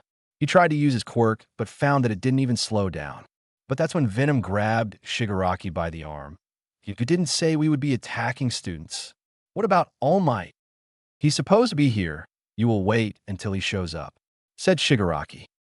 Venom growled. We don't take orders from you. Annoyed, Shigaraki tried to reach for Venom, but Venom quickly jumped back. You know, Master said you could be of use to us. But honestly, you're nothing but a nuisance, just like those kids. I wonder what would happen if you were to face some of them. That's when a portal opened up from underneath Venom, causing him to fall through it. Now that that's out of the way, we can finally focus on you, Eraserhead. With Venom. Venom opened his eyes to find that he was several meters in the air and falling. Turning, he noticed that he was falling towards the direction of a mountainous area. Missing the edge of a cliff, Venom thought fast and dug his claws into the stone to slow his fall, before completely stopping. Damn that Shigaraki. He's going to pay for what he's done. We'll get our chance, but for now, let's get out of here. We can't afford to fight any of the students, said Izuku, as Venom began to climb up the cliff. Jumping up, Venom landed on a ledge. However, before he could even survey the area, 2 black balls hit in the chest. Venom looked down. What? That's when the 2 balls suddenly began to flash red and beep. What followed was 2 quick explosions that caused Venom to screech out in pain. Venom's chest split open with black fibers wiggling around the wound. Who dares? That's when someone came out from behind one of the rocks with a metal bow staff in hand. Take this, they yelled out as they jumped into the air and kicked Venom in the face. Unfazed Venom simply grabbed the person by the leg and tossed them aside. Sliding to a stop, Venom noticed that it was a girl with black hair and who was wearing a rather revealing hero outfit. She must be one of the hero's students. Don't hurt her. Let's try to convince her we are not with them, suggested Izuku. Venom put up his hands. Wait, we don't want to fight. The girl looked at him weird. What? You came here to kill us, did you not? We came here against our will. We were forced here, explained Venom. I have nothing against you, so we'll just pretend we didn't see you. The girl thought about it, but before she could answer, a sound wave ripped through the ground. Don't fall for it, Momo.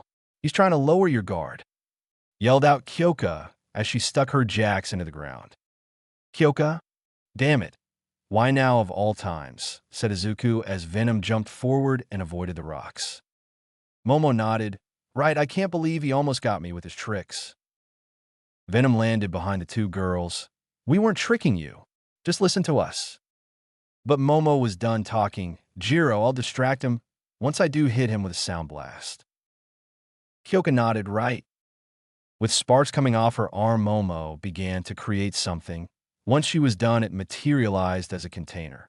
Throwing it into the air, it exploded, causing a smoke screen. Stop! We don't want to hurt you. That's when from within the smoke javelins appeared. Venom dodged out of the way, but everywhere the javelins would appear. How could she see us? As Venom pondered that question, a javelin came in and stabbed him in the shoulder. It did nothing, so Venom pulled it out and threw it back at Momo. The projectile landed centimeters from Momo's feet. I said, no hurting them. That was too close, yelled out Izuku. Fine, we'll just knock her out then. Venom then heard beeping sounds. What? Looking on a cliff, Venom noticed several little bombs stuck to the side. That's when Izuku put it together. She never wanted to hit us. She just wanted to distract us. Venom tried to jump out of the way, but just as he pushed off the wall, the bombs went off, sending him tumbling towards the ground. The explosions did some damage, but Venom was back on his feet in a matter of seconds. "That's it. I warned you. Playtime is over," growled Venom as he reshaped his hand into a Morning Star weapon. But before anything else could happen, a massive sound wave hit Venom, forcing him to his knees. Venom screeched out in pain as the black suit began to vibrate. However, it wasn't enough to force Venom into Izuku like the other times. Venom slowly began to get up, and taking a step, he managed to walk. "It slowed him down," said Momo. "Hit him again." Kyoka nodded and plugged in the other earphone jack into the speaker on her boot. The second sound wave hit Venom, and this was the one to force Venom to the floor. "See, can't hold on." "Don't you dare, Venom. Not right now. I need you," said Izuku as Venom began to peel itself off of Izuku. "I'm going in," yelled out Kyoka as she made her way closer to Venom, which in turn just made things worse for him. The two girls watched as the black suit began to disappear, revealing Izuku underneath it. Now, just a few feet away, the sound wave knocked Izuku seemingly unconscious. Kyoka stopped her quirk. "Did we get him?" Momo nodded. "I think so." However, that's when she noticed that thing. It's just like what Father was looking for. With his head on the ground, Momo and Kyoka looked at Izuku. "His hair is really green, isn't it?" asked Momo. Kyoka's heart began to race. "Why, yeah. He looks young too. Almost our age, if I had to guess." Grabbing his shoulder, Momo flipped Izuku so they could get a good look at his face. So this is the face of the vigilante known as Venom. Kyoka's eyes widened. There on the floor lay Izuku. "I knew it. I didn't want to believe it was you." Momo raised an eyebrow. "Jiro, do you know him?" But before Kyoka could answer, Izuku suddenly snapped his eyes open. Getting up fast, he grabbed Momo by the face and slammed her to the ground. Kyoka didn't even have time to react when Izuku grabbed her and pushed her to the ground. Now on top of her, Izuku looked Kyoka dead in the eyes. "So what do you plan on doing now? Are you going to bite my head off?" asked Kyoka. Izuku's breathing was heavy. "Why, I won't do that. Not to you." "Really? Because I don't even know who you are anymore," said Kyoka. "Why are you with the villains?" Izuku looked away. "I owed them a favor, and I didn't know they were going to attack Yue or you. If I had known that, I wouldn't have agreed to join." Kyoka narrowed her eyes. "How do I know you're not lying again?" Izuku was about to respond when all of a sudden his heart rate began to increase. Grabbing his chest, Izuku got off of Kyoka and began to stumble backwards. Kyoka got up and immediately was worried. "Izuku, what's wrong?" "I don't know." However, as he spoke, Izuku suddenly spit out blood. What Kenshin said was actually the truth. With blood running down the corner of his mouth, Izuku suddenly fell forward. Hitting the dirt hard, Kyoka ran to his side. "Izuku, what the hell is going on?" Izuku struggled to speak. Venom.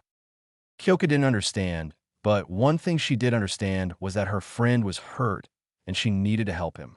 She then heard footsteps. Looking up, Kyoka noticed that Momo had gotten back up. "Momo, help me get him up." "Why are you helping him?" "He's a villain. Leave him," said Momo, confused. "He's not a villain. He's my friend. Please, Momo."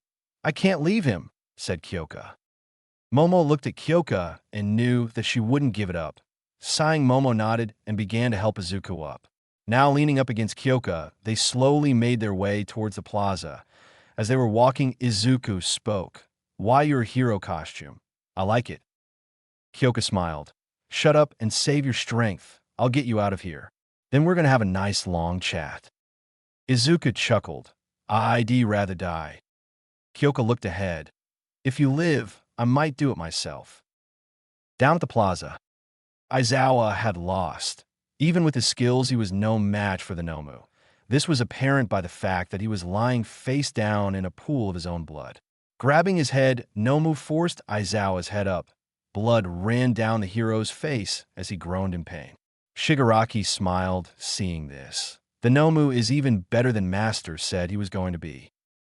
As Shigaraki boasted, Kurogiri appeared beside him. Ah, Kurogiri, I assume the children won't be a problem anymore. 13 is down, and most of the students are scattered. However, they managed to fight back, and one even escaped, explained Kurogiri. Shigaraki began to scratch his neck. What? You are lucky, Kurogiri.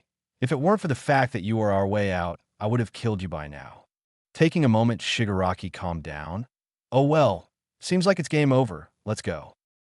Tsuyu Azui, a female student of Class 1A, and Mineta, a small short boy, floated in the lake just behind the villain. They could do nothing and watch as their homeroom teacher was beaten. Thinking they were undetected, they began to swim along the edge of the lake to try to get to safety. However, as they were, Shigaraki turned to them. If we can't kill All Might, we'll just kill as many students as we can. Faster than either student could react, Shigaraki appeared in front of them with his arm outstretched. Sue's eyes widened. She had seen those very same hands disintegrate part of Aizawa's elbow. She could only imagine what it would do to her. But as Shigaraki grabbed her face, he noticed that nothing was happening. You really are cool, Eraserhead. Looking back, Shigaraki saw Aizawa looking at him with glowing red eyes. He had just erased his quirk. The Nomu grabbed Aizawa by the hair and slammed him back into the pavement, breaking more bones. Sorry, kids. Not even your teacher will be able to save you now, said Shigaraki as he once again reached for Tsu and Mineta. This time, however, Tsu and Mineta suddenly felt something wrap around their costumes. They then suddenly felt themselves being pulled away. Shigaraki's hand missed. Now what? He yelled out, frustrated. Looking over to the left side of the lake, he noticed Momo had created 2 grapple guns. Handing one to Kyoka, they both managed to get their classmates out of harm's way. Pulling with all their might, the 2 managed to get them ashore.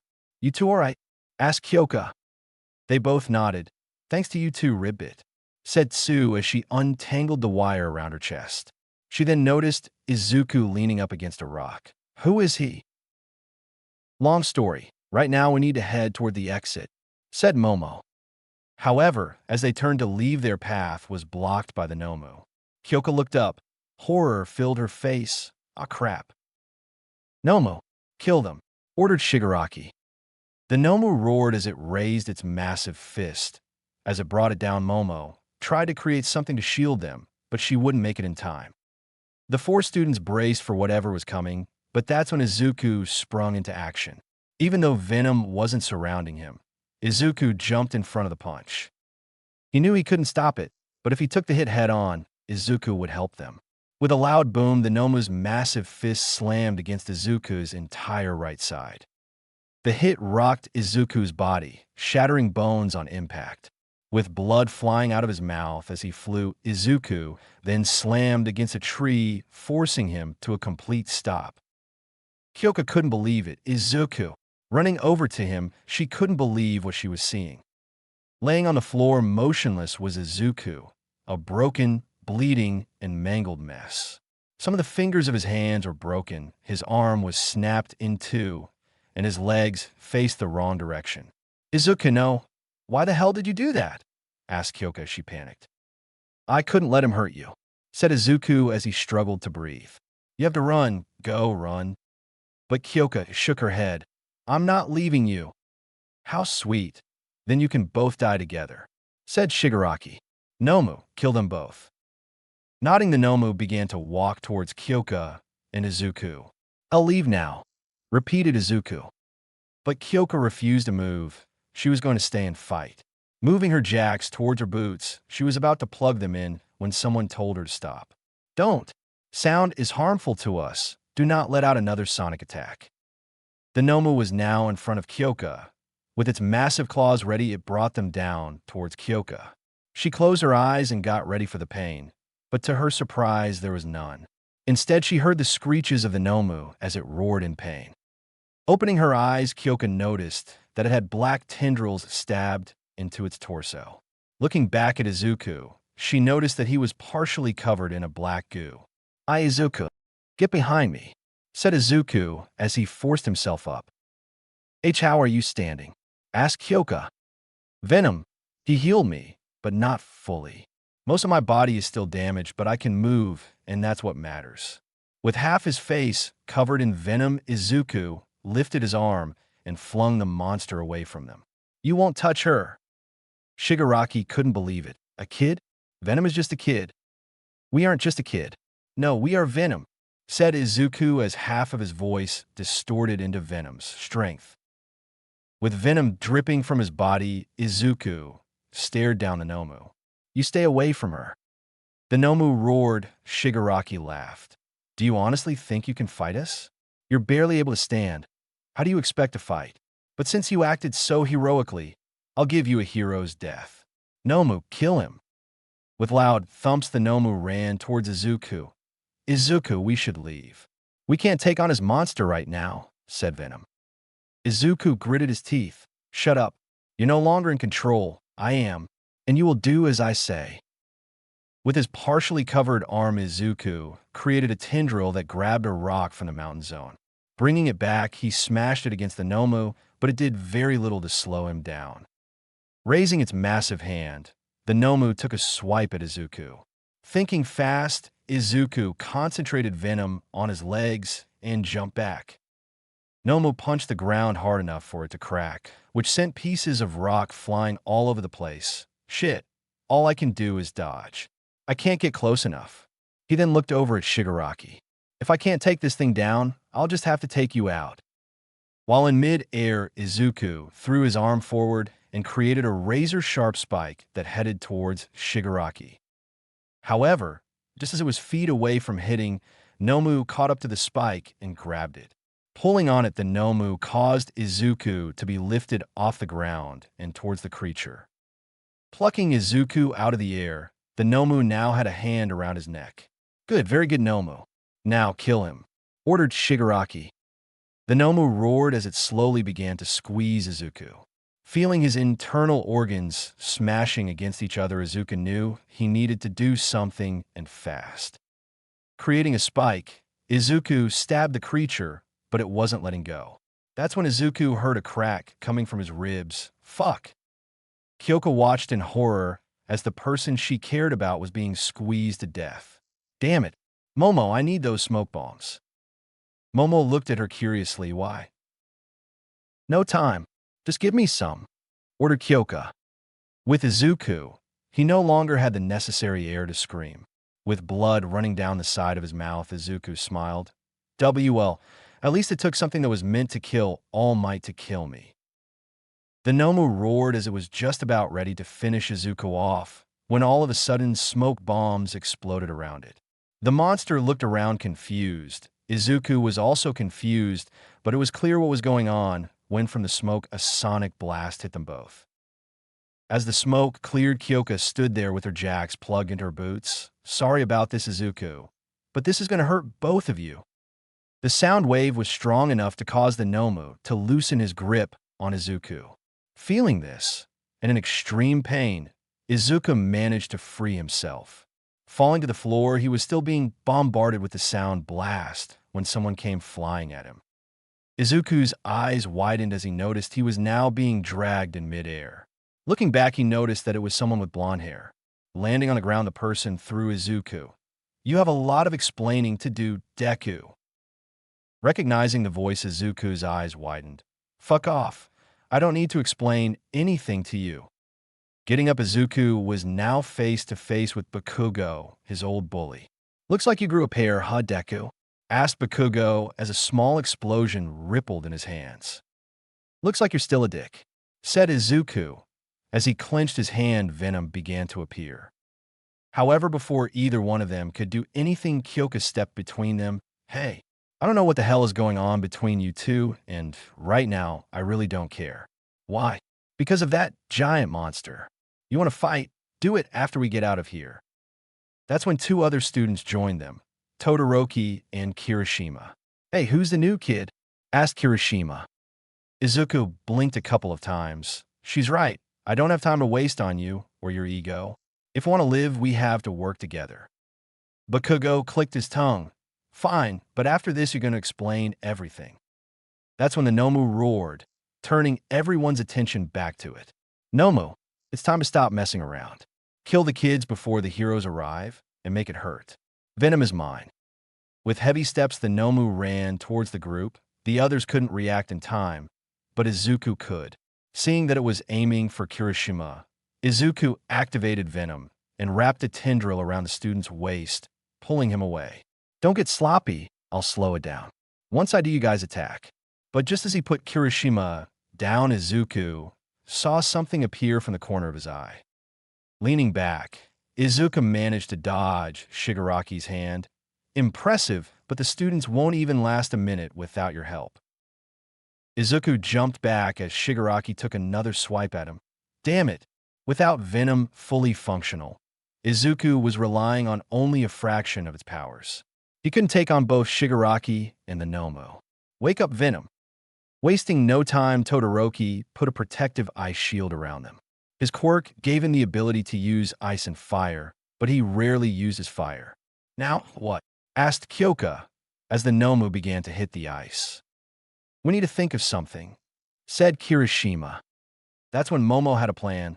Todoroki, how much more can your ice hold out?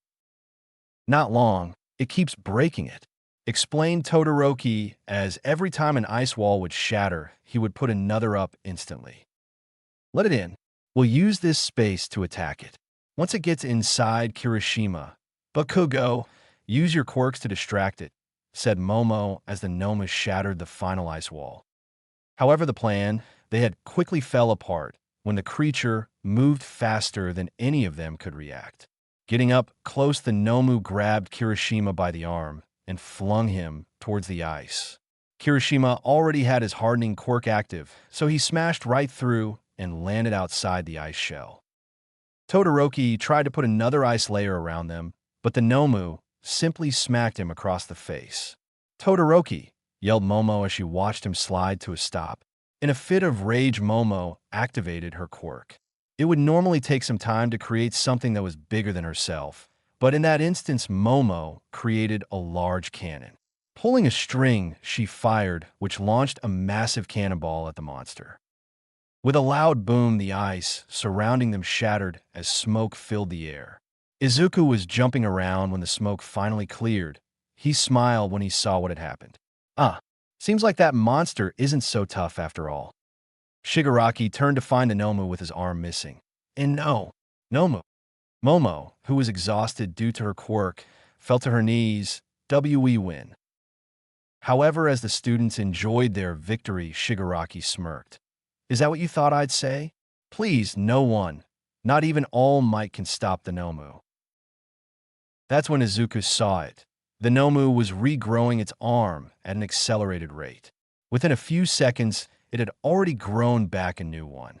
Momo was horrified. That's not possible. The Nomu roared as it ran towards the cannon, and with one swing of its arm, it shattered it into pieces, which were then sent flying at Momo.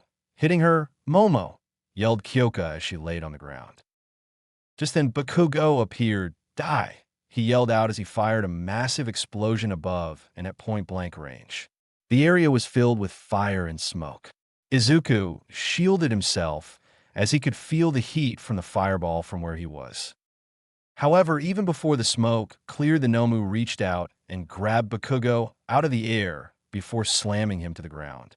Hitting the floor hard, Bakugo spit out a bit of blood when all of a sudden the Nomu stomped down on Bakugo's chest. The ground underneath Bakugo began to crack from the impact of the Nomu's foot. Izuku, who at the moment was barely able to dodge Shigaraki's hands. Thanks to Kurogiri's portals, it was getting increasingly difficult. But that's when he saw what happened. Well, he deserved that. However, his tone of voice quickly changed when the Nomu kicked Bakugo away and began to walk towards Kyoka. No. Don't get distracted, said Shigaraki as a portal opened up underneath Izuku. Falling, Izuku looked down to see he was heading towards Shigaraki. Shit, leave me alone. Izuku yelled out as he created a black fist and extended it down, hitting Shigaraki in the face. Kyoka stood with her jacks at the ready as the massive beast rumbled towards her. Come, Kyoka, you got this. She then looked around at her fallen classmates. Okay, maybe I don't got this. But before Kyoka could do anything, the Nomu suddenly appeared in front of her. Taken by surprise, Kyoka tried to plug her jacks in her boots, but then the Nomu grabbed her legs and picked her up. Now, dangling upside down, the Nomu reached out with his other hand and crushed the speakers. Kyoka screamed out in pain as the force was enough to reach her bones. Izuku's eyes widened. Kyoka, leave her alone. Shigaraki saw Izuku's reaction. You must really care for that one. I wonder what would happen if she were to die right in front of you. Nomu. Nodding, the Nomu flung Kyoka into the air. Seeing this, Izuku ignored Shigaraki, ignored Kirojiri, and ran towards Kyoka. Pulling Venom into his arm, Izuku used everything to create a tendril to get Kyoka out of harm's way. But it was too late. Throwing its razor-sharp claws forward, the Nomu impaled Kyoka through the abdomen. "No!" yelled Izuku. With the tendril finally reaching Kyoka, Izuku pulled her towards him before reshaping his arm and punching the Nomu across the face, which sent him flying several feet. Sliding to a stop, and with Kyoka in his arms, he looked at her to see blood running down 3 puncture wounds. "No, no, no, no. Please, just hold on," said Izuku as he tried to place pressure on the wounds. Wincing in pain, Kyoka looked at Izuku. "And man, this hurts." She then began to cough out blood. "Don't talk, save your strength," said Izuku as he looked around in a panic. "There has to be something here I can use to help you." With her strength fading away, Kyoka reached out and touched Izuku's face. "Well, there's one thing. Come here." Leaning in, Izuku's eyes widened when all of a sudden Kyoka kissed him on the lips. After a few seconds, Kyoka pulled away. She laughed slightly. "I never kissed a guy before, it was nice." With those final words, Kyoka's hand fell to the floor. "Kyoka! Hey Kyoka, come on, please don't do this. Why you still have to teach me to play the guitar right? Come on, wake up. Wake up, please," pleaded Izuku as tears ran down his face. As he grieved, Shigaraki's laugh filled the USJ. "Ha ha ha. See, this is what happens when you cross me, kid. She may have been the first, but she won't be the last. And the irony of it all is that without you here, she might have just survived. Meaning, her death is on your hands. In the streets, people fear you, but in reality, you're just some kid in a black suit." Izuku put Kyoka down gently as he stood up as he stepped in a pool of her blood. "You're wrong," said Izuku with his back turned. "I'm not just some kid." That's when Shigaraki noticed something different about Izuku. "What are you saying?" As Izuku stood still, Venom began to appear throughout his body. But not in the normal way.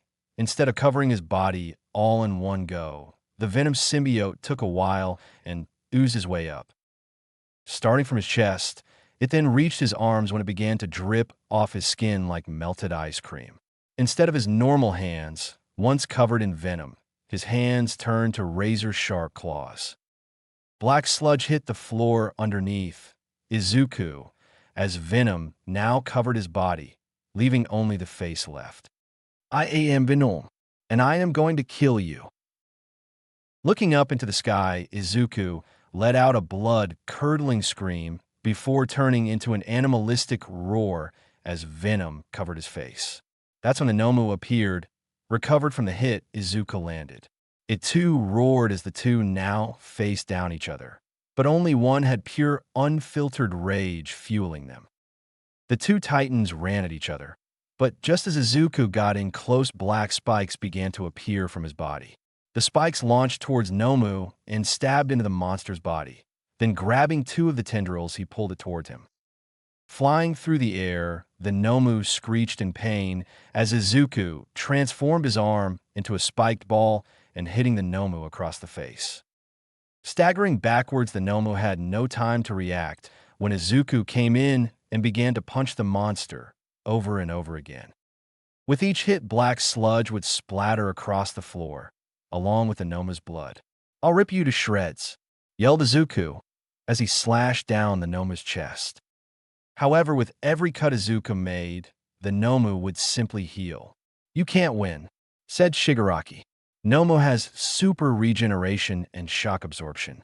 You'll get tired, Nomu won't. Eventually you'll slow down, and when you do, Nomu will kill you. The Nomu then decided it was time to fight back. Faster than Izuku could react, a large hand smacked him across the face. A loud boom was heard as Izuku went flying through several trees. Izuku sat up, rubbing his cheek. Fuck, I need to find a way to kill him. But my attacks on his body won't work. However, before Izuku could think of a plan, the Nomu came in and kicked Izuku to the ground. The cement floor caved in from a sheer impact. Now lying on the floor, motionless, it seemed that the Nomu had won. Good, very good, Nomu. Now, kill him. If we leave him alive, he could be a problem later, said Shigaraki. The Nomu nodded and then grabbed Izuku with one arm, lifting him off the ground. With his head hanging, the Nomu then pulled back his claws. It was going to impale Izuku, just like it did with Kyoka. With a loud roar, the Nomu thrusted his hand forward. But just as it was about to end Izuku, it stopped. Shigaraki was stunned. Nomu, what are you doing? Kill him. But the creature did nothing. That's when Kurogiri noticed what was going on. Shigaraki, he's... Shigaraki moved to see what was going on. His eyes widened when he did. There, still in the monster's grip, Izuku was seen jamming his hand into the monster's mouth.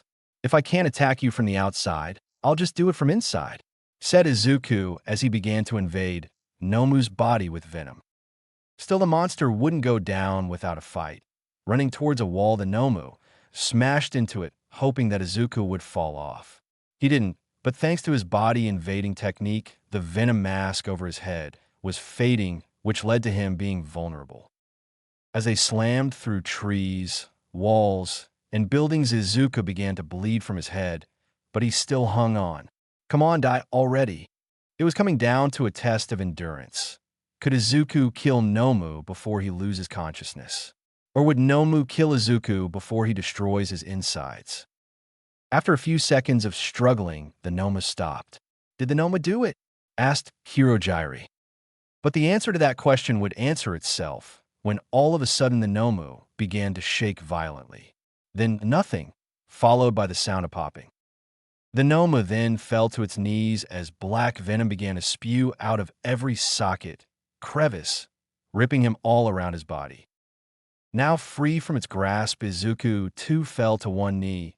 That was exhausting, he said as his body was covered in bruises and cuts. Venom was now barely on Izuku's body. If it wasn't for that fact, he wouldn't be able to stand or stay conscious. Why, you bastard, yelled Shigaraki as he watched his master's creation defeated by the hands of his lowly street criminal. You'll pay for what you've done.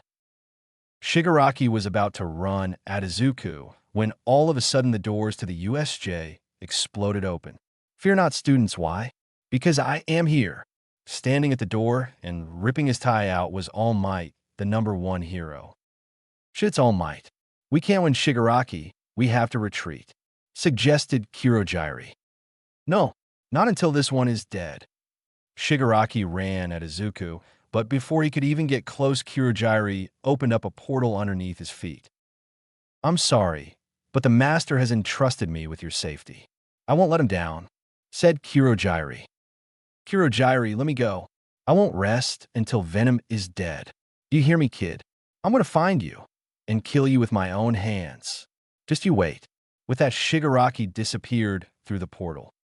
With the danger now gone, Izuku breathed a sigh of relief.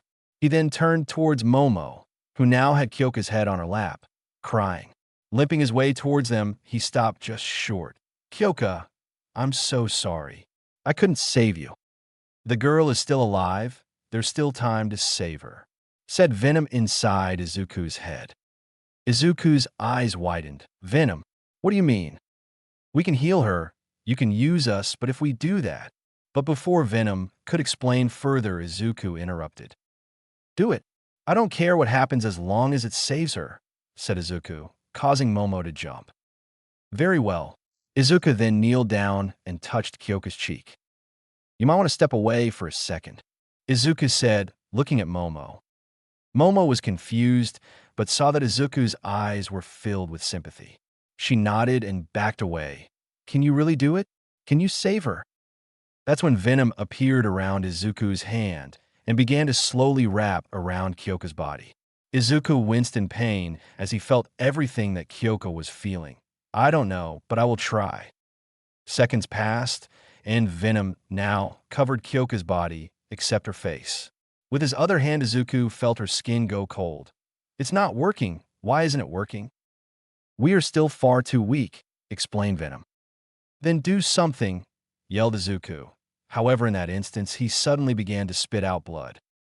In order to save the girl, we must separate and fully bond with her. But to do that means you could die, said Venom. Izuku smirked. You are already killing me anyway, do it. But Venom refused.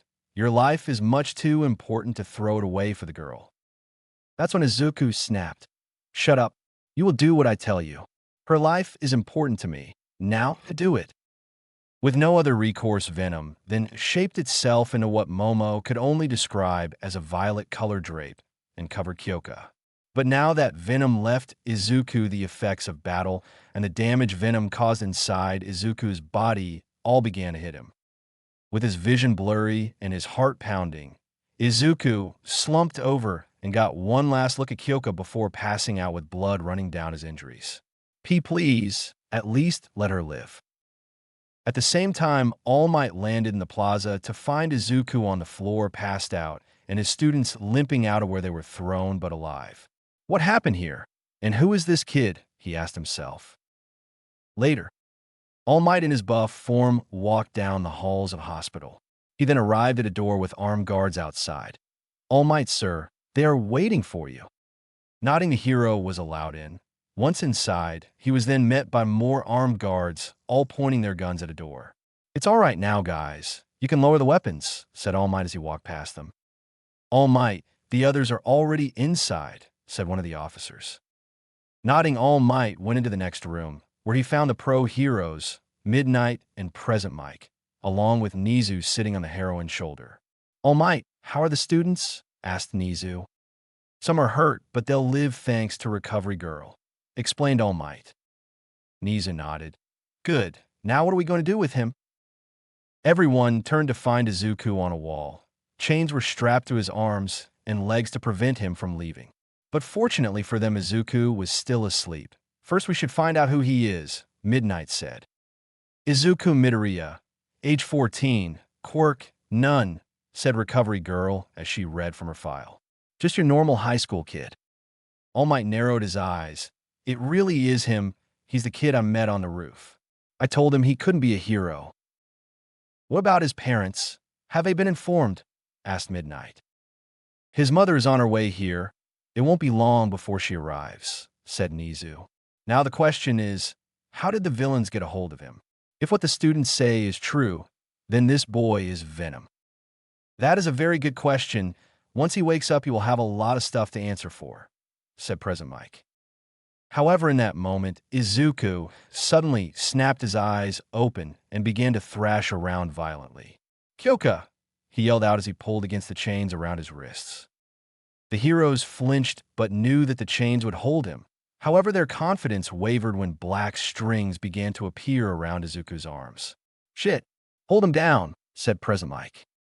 The three heroes ran at Izuku, but before they could even get close, a black tendril appeared and knocked them all back. Damn it, said Midnight. Where is KYOK? Yelled Izuku as cracks on the metal chains began to appear.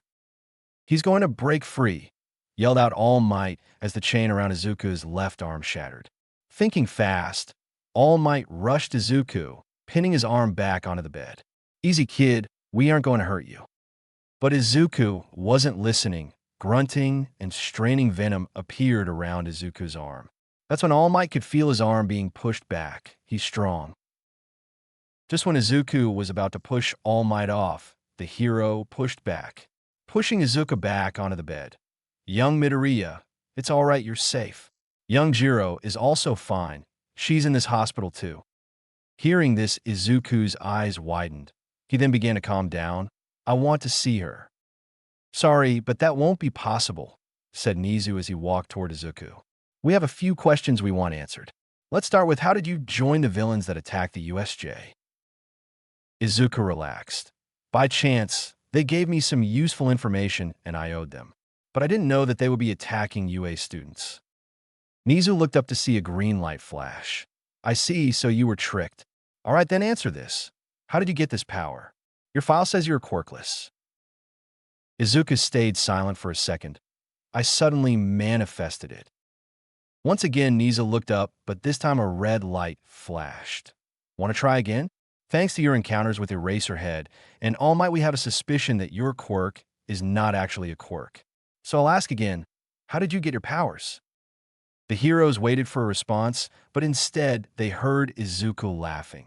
You wouldn't believe me if I told you. But I must thank you for telling me that Kyoka is here. Looking up, All Might was surprised to see that Izuku's face changed into that of Venom's. We can finally find her. Showing his teeth, Venom roared in the face of the #1 hero. Now, with Venom completely covering his body, Izuku snapped the chains off his arms and legs. All Might tried to hold him, but suddenly felt something dig into his side. Looking down, All Might was surprised to see a spike going through his ribs, right where his weak point was. The hero staggered back as Venom pulled his spike free. Sorry, All Might, but that one was personal. Knocking All Might over, Izuku jumped toward the other two heroes. Grabbing their faces, he slammed them against the floor, leaving only Nizu and Recovery Girl. Where is Kyoka? Asked Izuku as he towered over the mouse/bear. Being an animal, Nizu could tell when a predator was near him, and Venom was just that, a predator. In the recovery wing, room 267, said Nizu. Izuku nodded. Thank you for your cooperation. However, just as Izuku was about to go and take on the guard outside, he heard Recovery Girl's voice. Wait, I don't know where or how you got those powers.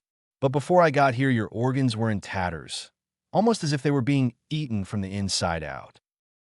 Izuku stopped but didn't even turn around, I know. With that, Izuku jumped toward the door, taking the officers by surprise. One by one, Izuku took them down in non-lethal ways now that Venom was not in control for now. Finally taking them all down, Izuku jumped on all fours through the hospital. Breaking the floor as he went, Izuku jumped from floor to ceiling and even the sides of the wall. He then found himself in the recovery wing, scanning the door numbers as he ran by. He finally came across room 267. Opening the door, he walked in to see Kyoka sitting up on the bed in a medical gown and looking out the window. Kyoka, he said, happy to see her alive. Turning, Kyoka saw Venom standing there. Izuku, or should I call you Venom instead? Izuku let Venom retract into his body. It's me, Kyoka. It's Izuku. Kyoka smiled. I thought so. Without warning, Izuku went to hug Kyoka. I'm so sorry. I didn't mean for all of that to happen. Kyoka, surprised, returned the hug. You idiot. After a few more moments, the two finally let go of each other. So, when were you going to tell me that you are Venom? Asked Kyoka. Izuku chuckled. I wasn't really planning on telling you. I see, so I'll ask this. Kyoka's voice turned serious. Are you a villain? Izuku stopped and took a minute to think about that question. He then turned and looked Kyoka in the eyes. I'm not, but I'm also not a hero. We are Venom. Kyoka sighed. Why does it have to be complicated?